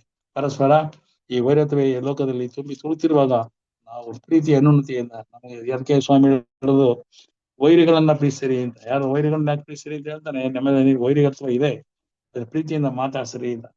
ಈ ರೀತಿ ಸ್ವಾತಂತ್ರ್ಯದ ಕೂಡಿರುವಂತಹ ಕಡೆಗಾದ ಅಂದರೆ ನಾವು ಕ್ರಿಸ್ತನ 2ನೇ ಆಗಮನ ವರೆಗೂ ಸಹ ನಾವು ಏನ್ ಮಾಡ್ಬೇಕು? ತಾಳ್ಮೆ ಉಳ್ಳವರಾಗಿ ಧನ್ಯರು. ತಾಳ್ಮೆ ಉಳ್ಳವರು ಧನ್ಯರು, ಅವ್ರು ದೇವರ ರಾಜ್ಯಕ್ಕೆ ಬಾಧ್ಯರಾಗ್ತಾರೆ. ತಾಳ್ಮೆಯಿಂದ ಇರ್ಬೇಕು ನಾವು. ಈ ಲೋಕದ ಪರಿಸ್ಥಿತಿ ಅಲ್ಲೋಲ ಕಲ್ಲೋಲ ಮಯವಾಗುತ್ತದೆ, ಇದನ್ನು ಬದಲಿಸಲು ಸಾಧ್ಯವಿಲ್ಲ. ಅಲ್ಲೋಲ ಕಲ್ಲೋಲಮಯವಾಗುತ್ತೆ ಅಂದ್ರೆ ಏನಿಲ್ಲ, ಎಲ್ಲ ಕಿತ್ಕೊಂಡು ಹೋಗ್ಬಿಡ್ತದೆ. ಏನು ಇರಲ್ಲ ಭೂಮಿಲಿ, ಏನು ಇಲ್ಲ, ಜನರೇ ಇರಲ್ಲ. ಈಗಿರುವುದು ಒಂದೇ ಮಾರ್ಗವಲ್ಲ, ದುಷ್ಟತ್ವ ನಾಶ. ಯಾಕೆ ಈ ಮಾರ್ಗ ಒಂದೇ ಮಾರ್ಗ ದೇವರು ಮಾಡಿದಾನೆ ಅಂದ್ರೆ, ಇದನ್ನ ಮಾರ್ಗ ಏನಪ್ಪಾ ಅಂದ್ರೆ ದುಷ್ಟತ್ವನ ನಾಶ ಮಾಡ್ಬೇಕಷ್ಟೇ. ದುಷ್ಟತ್ವ ನಾಶ ಮಾಡಕ್ಕೆ ದುಷ್ಟನ ಎತ್ತಕ್ಕಾಗಲ್ಲ. ಅದಕ್ಕೋಸ್ಕರ ತನ್ನ ಜನರನ್ನ ಎತ್ಕೊಂಡು ದುಷ್ಟನ ಸಂಪೂರ್ಣ ನಾಶ ಮಾಡಲೇಬೇಕು. ಇದು ದೇವರ ಒಂದು ಯೋಜನೆ, ಇದೇ ಒಂದು ಮಾರ್ಗ. ಯಾರು ಪಕ್ಷದ ದೇವರ ಕಡೆ ತಿರ್ಕೊಳ್ಳೋದಿಲ್ಲ. ಅದಕ್ಕೋಸ್ಕರ ಏನ್ ಮಾಡ್ತಾನೆ? ನಾಶನವೇ ಅವ್ರ ಗತಿ. ಇದು ದೇವರ ಮುಂದಿನ ಒಂದು ಕ್ರಿಯೆ ಯೋಜನೆ ಆಗಿದೆ. ಇದಕ್ಕೆ ನಾವೇನು ಬಹಳ ಎಚ್ಚರಿಕೆಯಿಂದ ನಾವೇನ್ ಮಾಡ್ಬೇಕು? ದೇವರನ್ನ ಆತುಕೊಂಡು ಜೀವಿಸ್ಬೇಕು ಅಂತ. ಸೃಷ್ಟಿಯ ಪ್ರಾರಂಭದಲ್ಲಿ ಎಲ್ಲವೂ ಒಳ್ಳೇದೇ ಆಗಿತ್ತಲ್ವಾ? ಎಲ್ಲ ಒಳ್ಳೇದೇ ಆಗಿತ್ತು. ಸೃಷ್ಟಿಯ ಪ್ರಾರಂಭದಲ್ಲಿ ಯಾವ್ದು ಕೆಟ್ಟದಾಗಲೇ ಇಲ್ಲ. ಆದ್ರೆ ಎಲ್ಲರೂ ದೇವರ ಅಧೀನದಲ್ಲಿ ಇರುವುದರಿಂದ ಲೋಕದ ಪರಿಸ್ಥಿತಿ ಹೇಗೆ ಇರಲಿ, ಎಷ್ಟೇ ಪ್ರಕ್ಷುಬ್ಧತೆಯ ಏನೇ ಇರಲಿ, ನಾವು ಆತನಲ್ಲಿ ದೃಢ ನಂಬಿಕೆ ಇರಬೇಕು. ಯಾಕೆ ಸ್ವಾಮಿ ಬಂದಿಲ್ಲ, ಹೇಳ್ತಾರೆ ಬರಲ್ಲ, ಈ ರೀತಿಯಾದ ಕೆಟ್ಟ ಆಲೋಚನೆಗಳು ಸಹಿತ ತಂದಾಗ್ತಾನೆ. ಅಯ್ಯೋ ಇಂಥ ವಾಕ್ಯಗಳು ತಪ್ಪಾಗಿದೆ, ಅದಕ್ಕೋಸ್ಕರ ಸ್ವಾಮಿ ಬರ್ತಾರೆ, ಇದೆಲ್ಲ ಯೋಚನೆ ಮಾಡೋದು. ನಮ್ಮ ದೇವರು ಹೇಳ್ತಾನೆ, ನೀವು ನಂಬಿಕೆಯಲ್ಲಿ ಬಿದ್ದೋಗ್ಬೇಡಿ, ನನ್ನ ಮೇಲೆ ನಂಬಿಕೆ ಇಡಿ. ನಂಬಿಕೆ ಇಡಿ. ನಾನು ಏನ್ ಮಾಡೋದು? ನನ್ನ ಮಾತು ಸುಳ್ಳಲ್ಲ, ನಾನು ನಂಬಿತ ಯೇಸು ಕ್ರಿಸ್ತರು ಹೇಳ್ತಿರುವಾಗ ನಾವು ನಂಬಿಕೆ ಇಡಬೇಕು ಆತನ ವಾಕ್ಯಗಳು ಎಂದು. ಅವು ಎಂತ ವಾಕ್ಯಗಳು ಅಂದ್ರೆ ಕೀಲು ಮಜ್ಜೆಗಳನ್ನ, ಹೃದಯಗಳನ್ನ ತೂರಿ ಹೋಗುವಂತ ದೇವರ ವಾಕ್ಯ. ಅಂತ ವಾಕ್ಯಗಳನ್ನ ನಾವು ಇಟ್ಕೊಂಡು ಹಿಡಿಬೇಕು. ಏನೇ ತಡವಾದರೂ ನಮ್ಮ ನಂಬಿಕೆ ಯಾವಾಗಲೂ ಕುಂದೋಗಬಾರದು. ಕ್ರಿಸ್ತರ ಬರೋಣದಕ್ಕೆ ನಮ್ಮ ಮನಸ್ಸಿರ್ಬೇಕು. ಆತನೇ ಬರ್ತಾನೋ ನಾಳೆ ಬರ್ತಾನೋ ನಮ್ಗೆ ಗೊತ್ತಿಲ್ಲ. ಅವತ್ತು ನಾವು ಬಹಳ ಎಚ್ಚರಿಕೆಯಿಂದ ನಮ್ಮ ಜೀವಿತ ಕಳಿಬೇಕು. ಪ್ರತಿ ದಿನವೂ ನಾವು ಪ್ರತಿದಿನ ಮಾಡುವಂತ ಕೃತ್ಯಗಳು ಏನಾಗಿರ್ಬೇಕು? ದೇವರಿಗೆ ಮೆಚ್ಚುಗೆ ಆಗಿರ್ಬೇಕು. ಇಂತಹ ಕೃತ್ಯಗಳನ್ನು ಮಾತ್ರ ಆತನ ನಿರೀಕ್ಷೆಯಲ್ಲಿ ನಾವು ಕಾದುಕೊಂಡಿರ್ಬೇಕು. ಆತನ ನಿರೀಕ್ಷೆಯಲ್ಲಿ ಕಾದುಕೊಂಡು ನಾವು ಕೇವಲ ಲೋಕ ಸಂಬಂಧವಾದ ವಿಷಯಗಳಲ್ಲಿ ನಿರ್ಲಕ್ಷ್ಯತೆಯಿಂದ ನಾವು ಕಾಲ ಕಳೆದಾದ್ರೆ ಖಂಡಿತವಾಗಿಯೂ ಆ ಒಂದು ಸಮಯದಲ್ಲಿ, ದೇವರ ಬರೋಣ ಸಮಯದಲ್ಲಿ ಖಂಡಿತವಾಗಿ ನಮ್ಮ ಜೀವಿತನ ಕಳಕೊಳ್ಳಲು ಸಾಧ್ಯವಾಗುತ್ತೆ. ಪ್ರಿಯ ಸಹೋದರರೇ, ನಾವೆಲ್ಲರೂ ಕರ್ತನ ನಾಮದಲ್ಲಿ ಕೊಂಡಾಡುತ್ತಾ ಆತನ ಭಜಿಸುತ್ತಾ ಈ ಲೋಕ ಶಾಶ್ವತವಲ್ಲದ ಲೋಕ ನಾವು ಜೀವಿಸ್ತಿರುವಾಗ ಶಾಶ್ವತವಾಗಿ ನಮ್ಮನ್ನು ಕರೆದಿರುವ ಲೋಕಕ್ಕೆ ನಾವೆಲ್ಲರೂ ದೇವರು ನಮ್ಮನ್ನು ನಡೆಸಲಿ. ಅದಕ್ಕಾಗಿ ಶಿಲುವೆ ಮೇಲೆ ಪ್ರಾಣ ಕೊಟ್ಟಿದ್ದಾನೆ. ನೀವು ಸಾಯ್ಬಾರ್ದು, ನೀವು ಸದಾಕಾಲ ನಿತ್ಯ ಜೀವನದಿಂದ ಇರಬೇಕು ಅಂತ ಪ್ರಾಣ ಕೊಟ್ಟು ನಮ್ಮನ್ನ ಕೊಂಡ್ಕೊಂಡಿದ್ದಾನೆ. ಹೀಗಿರುವಾಗ ಆ ಒಂದು ಪ್ರೀತಿನ ಅಲ್ಗಳಿದ್ರೆ ಖಂಡಿತವೂ ನಾಶ ಆಗ್ತದೆ. ಅದಕ್ಕೋಸ್ಕರ ದೇವರ ಆ ನಿರೀಕ್ಷೆಯಲ್ಲಿ ಜೀವಿಸುತ್ತಾ ನಾವೆಲ್ಲರೂ ಆತನ ನಿತ್ಯ ರಾಜಕ್ಕಾಗಿ ನಾವು ಎದುರುವಂತೆ ದೇವರು ಒಬ್ಬೊಬ್ಬರನ್ನು ಆಶ್ರಯಿಸಲಿ, ಬಲಪಡಿಸಲಿ ಅಂತ ಹೇಳ್ತಾ ಈ ಒಂದು ಸಭಾಶಾಲೆಯ ಪಾಠನ ಮುಗಿಸುವಂತನಾಗಿದ್ದೇನೆ. ಕರ್ತನ ಸ್ತೋತ್ರವಾಗಲಿ. ಆಮೇಲೆ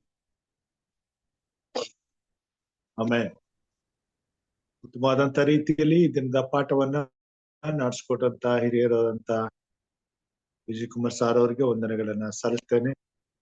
ಈ ಪಾಠದ ಕುರಿತಾಗಿ ಹೆಚ್ಚಿನ ಸಂಗತಿಗಳನ್ನ ತಿಳಿಸಲು, ಪ್ರಶ್ನೆಗಳೇನಾದರೂ ಇದ್ರೆ ಕೇಳಲು ಇಚ್ಛಿಸುವಂತವರು ಈ ಸಮಯವನ್ನು ಉಪಯೋಗಿಸ್ಕೊಳ್ಬಹುದು ಮತ್ತು ತಮ್ಮ ಪ್ರಶ್ನೆಗಳನ್ನ ಕೇಳಬಹುದು.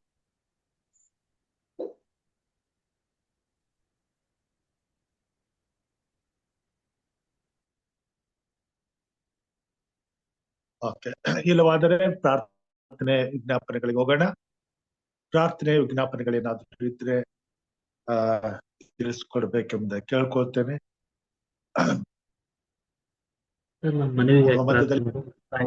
ಪ್ರಾರ್ಥನೆ ಮಾಡಿ ಸರ್.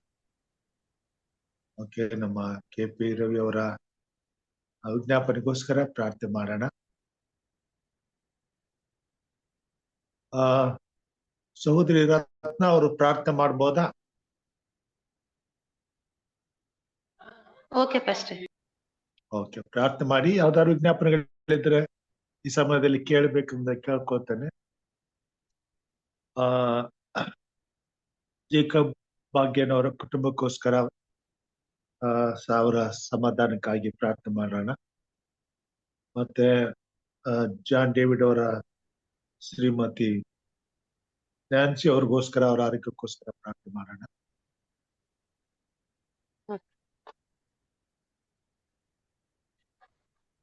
ಪ್ರಾರ್ಥನೆ ಮಾಡಿ. ಪ್ರಾರ್ಥನೆ ಮಾಡ್ಕೊಳ್ಳೋಣ.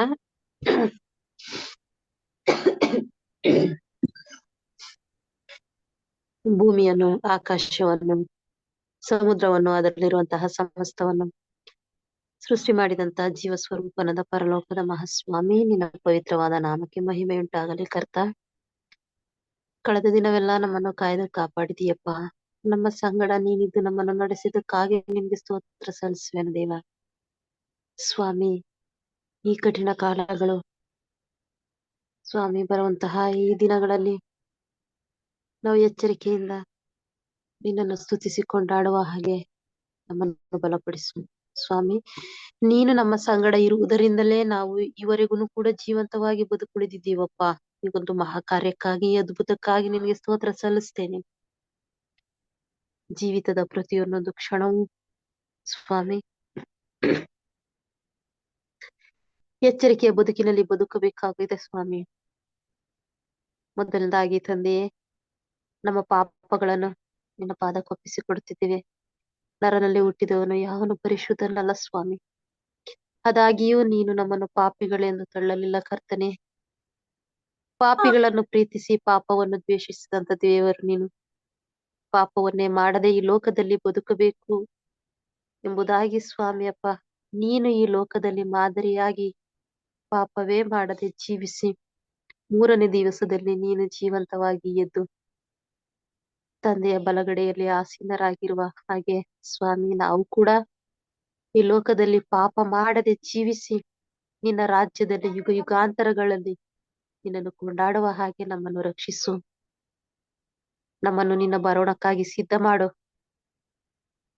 ಯಾವುದೇ ರೀತಿಯಲ್ಲೂ ಸ್ವಾಮಿ ನಾವು ದ್ರೋಹಕ್ಕೆ ಒಳಗಾಗದೆ, ಪಾಪಕ್ಕೆ ಗುರಿಯಾಗದೆ, ಸೈತಾನನಿಗೆ ಶರಣಾಗದೆ, ಈ ಕಡೆಗಾಲದಲ್ಲಿ ನಾವು ಎಚ್ಚರಿಕೆಯಿಂದ ಪವಿತ್ರಾತ್ಮನ ಸಹಾಯದೊಟ್ಟಿಗೆ ನಾವು ನಮ್ಮ ಮಾತನ್ನು ಕೇಳದೆ ತಂದೆಯೇ ನಿನ್ನ ಮಾತನ್ನು ಕೇಳುತ್ತಾ ನಿನ್ನ ಮಾತಿಗೆ ಕಿವಿಗೊಟ್ಟು ನಾವು ಪ್ರತಿಯೊಂದೊಂದು ಮಾತುಗಳನ್ನು ಆಲಿಸಿ ಯಾವುದೇ ವಾಗ್ದಾನಗಳನ್ನು ಅಲಕ್ಷ್ಯ ಮಾಡದೆ ನಿನ್ನ ಮುಖಾಂತರವಾಗಿ ಬಂದಂತ ಪ್ರತಿಯೊಂದೊಂದು ವಾಕ್ಯಗಳನ್ನು ನಾವು ಹೃದಯದ ಅಲಿಗೆಗಳ ಮೇಲೆ ಬರೆದಿಟ್ಟುಕೊಂಡವರಾಗಿ ಹಗಲಿರುಳು ಅದನ್ನೇ ಧ್ಯಾನಿಸುತ್ತಾ ಕರ್ತನೇ ನಿನ್ನ ಬರೋಣವನ್ನೇ ಎದುರು ನೋಡುತ್ತಾ ಜೀವಿಸುವ ಹಾಗೆ ಸಹಾಯ ಮಾಡು. ಇವತ್ತೇ ನಾನು ಸತ್ತು ಹೋದರೂ ನಾನು ಪರಲೋಕದಲ್ಲಿ ನನ್ನ ಕರ್ತನ ಸಂಗಡ ನಾವು ಜೀವಿಸುವೆವು ಎಂಬ ಒಂದು ದೃಢವಾದ ನಂಬಿಕೆಯಲ್ಲಿ ನಾವು ಜೀವಿಸುವ ಹಾಗೆ ನಮ್ಮನ್ನು ಬಲಪಡಿಸು. ನೀನು ವಾಗ್ದಾನ ಮಾಡಿದೆಯಲ್ಲಪ್ಪ ಸ್ವಾಮಿ, ಸ್ವಲ್ಪವೂ ಸಂಶಯ ಪಡದೆ ಪರಿಪೂರ್ಣವಾದ ನಂಬಿಕೆಯಲ್ಲಿ ಜೀವಿಸ್ರಿ ಎಂಬುದಾಗಿ. ದೇವಾ, ನಾವು ಯಾವುದೇ ರೀತಿಯಲ್ಲೂ ಭಯ ಪಡದೆ, ಸಂಶಯ ಪಡದೆ, ಯಾವುದೇ ಒಂದು ಲೋಕದ ಇಚ್ಛೆಗಳಿಗೆ ಮಾರು ಹೋಗದೆ ನಾವು ಎಚ್ಚರಿಕೆಯಿಂದ ಜೀವಿಸುವಾಗಿ ಸಹಾಯ ಮಾಡು. ನಮ್ಮನ್ನು ನಾವು ಕಾಯ್ದುಕೊಂಡವರಾಗಿದ್ದುಕೊಂಡು ನಮ್ಮ ಹೃದಯಗಳನ್ನು ನಾವು ಹತೋಟಿಯಲ್ಲಿಟ್ಟುಕೊಂಡು ಪ್ರತಿಯೊಂದು ದಿವಸ, ಪ್ರತಿಯೊಂದೊಂದು ಕ್ಷಣದಲ್ಲೂ ನಮ್ಮನ್ನು ನಾವು ಕರ್ತನಿಗೆ ಸಮರ್ಪಿಸಿಕೊಟ್ಟು ಜೀವಿಸುವ ಹಾಗೆ ನಮ್ಮನ್ನು ರಕ್ಷಿಸು ಸ್ವಾಮಿ. ನಿನ್ನ ಹೊರತು ನಮ್ಮನ್ನು ತಿದ್ದುವವರಿಲ್ಲ ಸ್ವಾಮಿ, ನಿನ್ನ ಹೊರತು ಬಲಪಡಿಸುವವರಿಲ್ಲ ಸ್ವಾಮಿ, ನಿನ್ನ ಹೊರತು ಕ್ಷಮಿಸುವವರಿಲ್ಲ, ನಿನ್ನ ಹೊರತು ನಿನ್ನ ರಾಜ್ಯಕ್ಕೆ ಸೇರಿಸುವವರು ಯಾರು ಇಲ್ಲ ದೇವನೇ. ಈ ಲೋಕದಲ್ಲಿ ವ್ಯರ್ಥವೇ ವ್ಯರ್ಥ, ಸಮಸ್ತವೂ ವ್ಯರ್ಥ.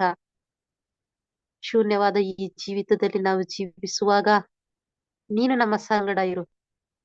ನಿನ್ನ ಬರೋಣವು ಶೀಘ್ರವಾಗಿದೆ, ನಿನ್ನ ಬರೋಣ ಹತ್ತಿರವಾಗಿದೆ. ನೀನು ಬಾ ಸ್ವಾಮಿ, ನಮ್ಮೆಲ್ಲರನ್ನು ಕರೆದುಕೊಂಡು ಹೋಗು ದೇವ. ನಮ್ಮ ಪಾಪಗಳನ್ನು ಕ್ಷಮಿಸು, ಯಾಕೆಂದ್ರೆ ನೀನು ಪ್ರೀತಿ ಸ್ವರೂಪನು, ನೀನು ನೀತಿ ಸ್ವರೂಪನು. ನಮ್ಮ ಪಾಪಗಳನ್ನು ಸ್ವಾಮಿ ಕ್ಷಮಿಸು. ನೀನು ನಮ್ಮ ಜೀವಿತಗಳನ್ನು ಬಲ್ಲಂತ ದೇವರು ಸ್ವಾಮಿ. ಜಾಕೋಬ್ ಅವರ ಕುಟುಂಬಕ್ಕೋಸ್ಕರ ಪ್ರಾರ್ಥನೆ ಮಾಡ್ತಿದ್ದೀನಿ ಸ್ವಾಮಿ. ಮತ್ತೆ ಕರ್ತನೆ, ಇನ್ನು ಪ್ರಾರ್ಥನೆ ವಿಜ್ಞಾಪನೆಗಳು ತುಂಬಾ ಇವೆ ಸ್ವಾಮಿ. ಎಲ್ಲರ ಕುಟುಂಬಗಳನ್ನು ಕೂಡ ನಿನ್ನ ಕರಗಳಿಗೆ ಒಪ್ಪಿಸಿಕೊಡುತ್ತಿದ್ದೇನೆ. ನನ್ನ ಬಳಿಯಲ್ಲಿ ಎಷ್ಟೋ ಜನ ನನಗೋಸ್ಕರ ಪ್ರಾರ್ಥನೆ ಮಾಡು ಎಂಬುದಾಗಿ ಕೇಳಿದ್ದಾರೆ. ನಮ್ಮ ಕುಟುಂಬಗಳನ್ನು ಕೂಡ ನಿನ್ನ ಕರಗಳಿಗೆ ಒಪ್ಪಿಸಿಕೊಡುತ್ತಿದ್ದೇನೆ. ಕೂಟದಲ್ಲಿ ಭಾಗವಹಿಸಿರುವಂತಹ ಪ್ರತಿಯೊಂದೊಂದು ಆತ್ಮಗಳನ್ನು, ಅವರ ಕುಟುಂಬಗಳನ್ನು, ಅವರ ನೆರೆಹೊರೆಯವರನ್ನು, ಅವರ ಸುತ್ತಮುತ್ತಲಿನವರನ್ನು, ಅವರ ಸೇವೆಗಳನ್ನು, ಸಭೆಗಳನ್ನು ಸ್ವಾಮಿ ನಿನ್ನ ಪರಿಶುದ್ಧವಾದ ಗಾಯವುಳ್ಳ ಹಸ್ತಕ್ಕೊಪ್ಪಿಸಿಕೊಡುತ್ತಿದ್ದೇನೆ. ರಾಜ್ಯ, ನಮ್ಮನ್ನು ಕಾಪಾಡು, ನಮ್ಮ ಪ್ರಾರ್ಥನೆಯನ್ನು ಲಾಲಿಸು, ನಮ್ಮ ವಿಜ್ಞಾಪನೆಗಳಿಗೆ ಸದುತ್ತರವನ್ನು ದಯಪಾಲಿಸಿಕೊಡು ದೇವನೇ. ಸ್ವಾಮಿ, ಈ ಲೋಕವು ಭಯಂಕರವಾಗಿದೆ. ಎಲ್ಲಾ ಕಡೆಗಾಲದ ಒಂದು ಕಾರ್ಯಗಳು ನಡೀತಾ ಇವೆ ಸ್ವಾಮಿ. ಅಲ್ಲಲ್ಲಿ ಯುದ್ಧಗಳು ಸ್ವಾಮಿ, ಕಲಹಗಳು, ಹೋರಾಟಗಳು, ಹಿಂಸೆಗಳು, ಕೊಲೆಗಳು, ಸುಲಿಗೆಗಳು ಸ್ವಾಮಿ.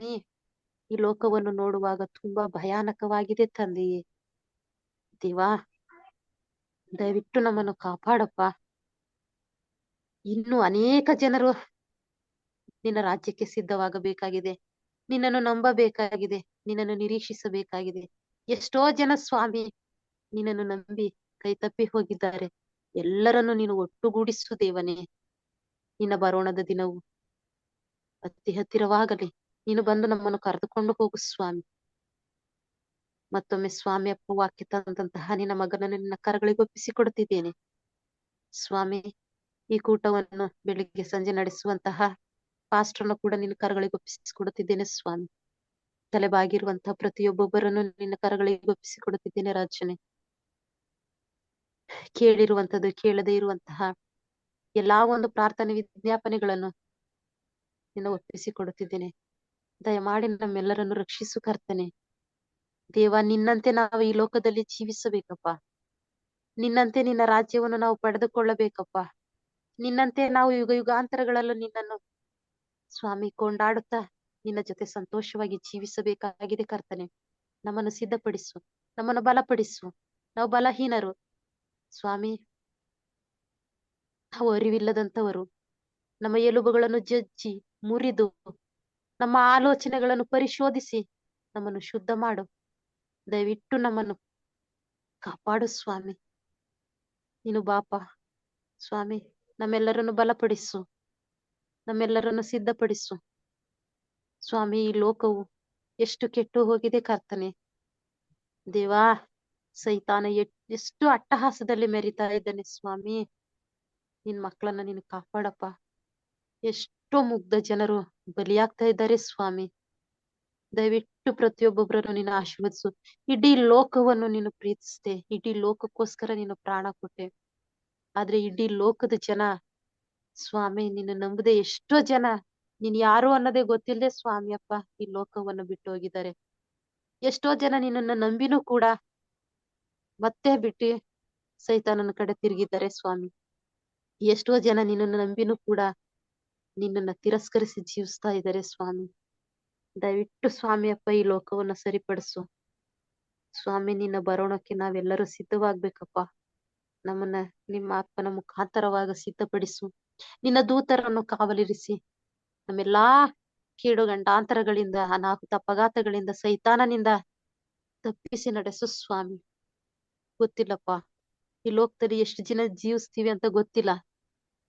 ಇವಾಗಿನ ಸಾವುಗಳನ್ನ ನೋಡುವುದಾದರೆ ಸ್ವಾಮಿ, ನಾಳೆ ಬಗ್ಗೆ, ಒಂದು ಕ್ಷಣದ ಬಗ್ಗೆನೂ ಕೂಡ ನಮ್ಮ ಮೇಲೆ ನಮಗೆ ನಂಬಿಕೆ ಇಲ್ಲದಂತಾಗಿದೆ ಸ್ವಾಮಿ. ಆದರೂ ದೇವನೇ, ನಿನ್ನ ಮೇಲೆ ಭರವಸೆ ಇಟ್ಟು, ನಂಬಿಕೆ ಇಟ್ಟು ಈ ಲೋಕದಲ್ಲಿ ನಾವು ಜೀವಿಸ್ಬೇಕು ಸ್ವಾಮಿ. ನಂಬಿಕೆ, ನಿರೀಕ್ಷೆ, ಪ್ರೀತಿ ಇಷ್ಟನ್ನೇ ಹೊರತು ನಮ್ಮಿಂದ ನೀನೇನು ಬಯಸೋದಿಲ್ಲ ಸ್ವಾಮಿ.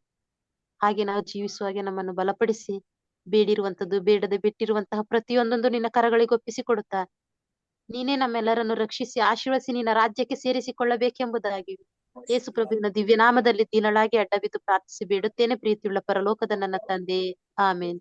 ಆಮೇನ್. ಆಮೆನ್. ಪರಲೋಕದ ಪ್ರಾರ್ಥನೆ ಮಾಡಿಕೊಳ್ಳೋಣ.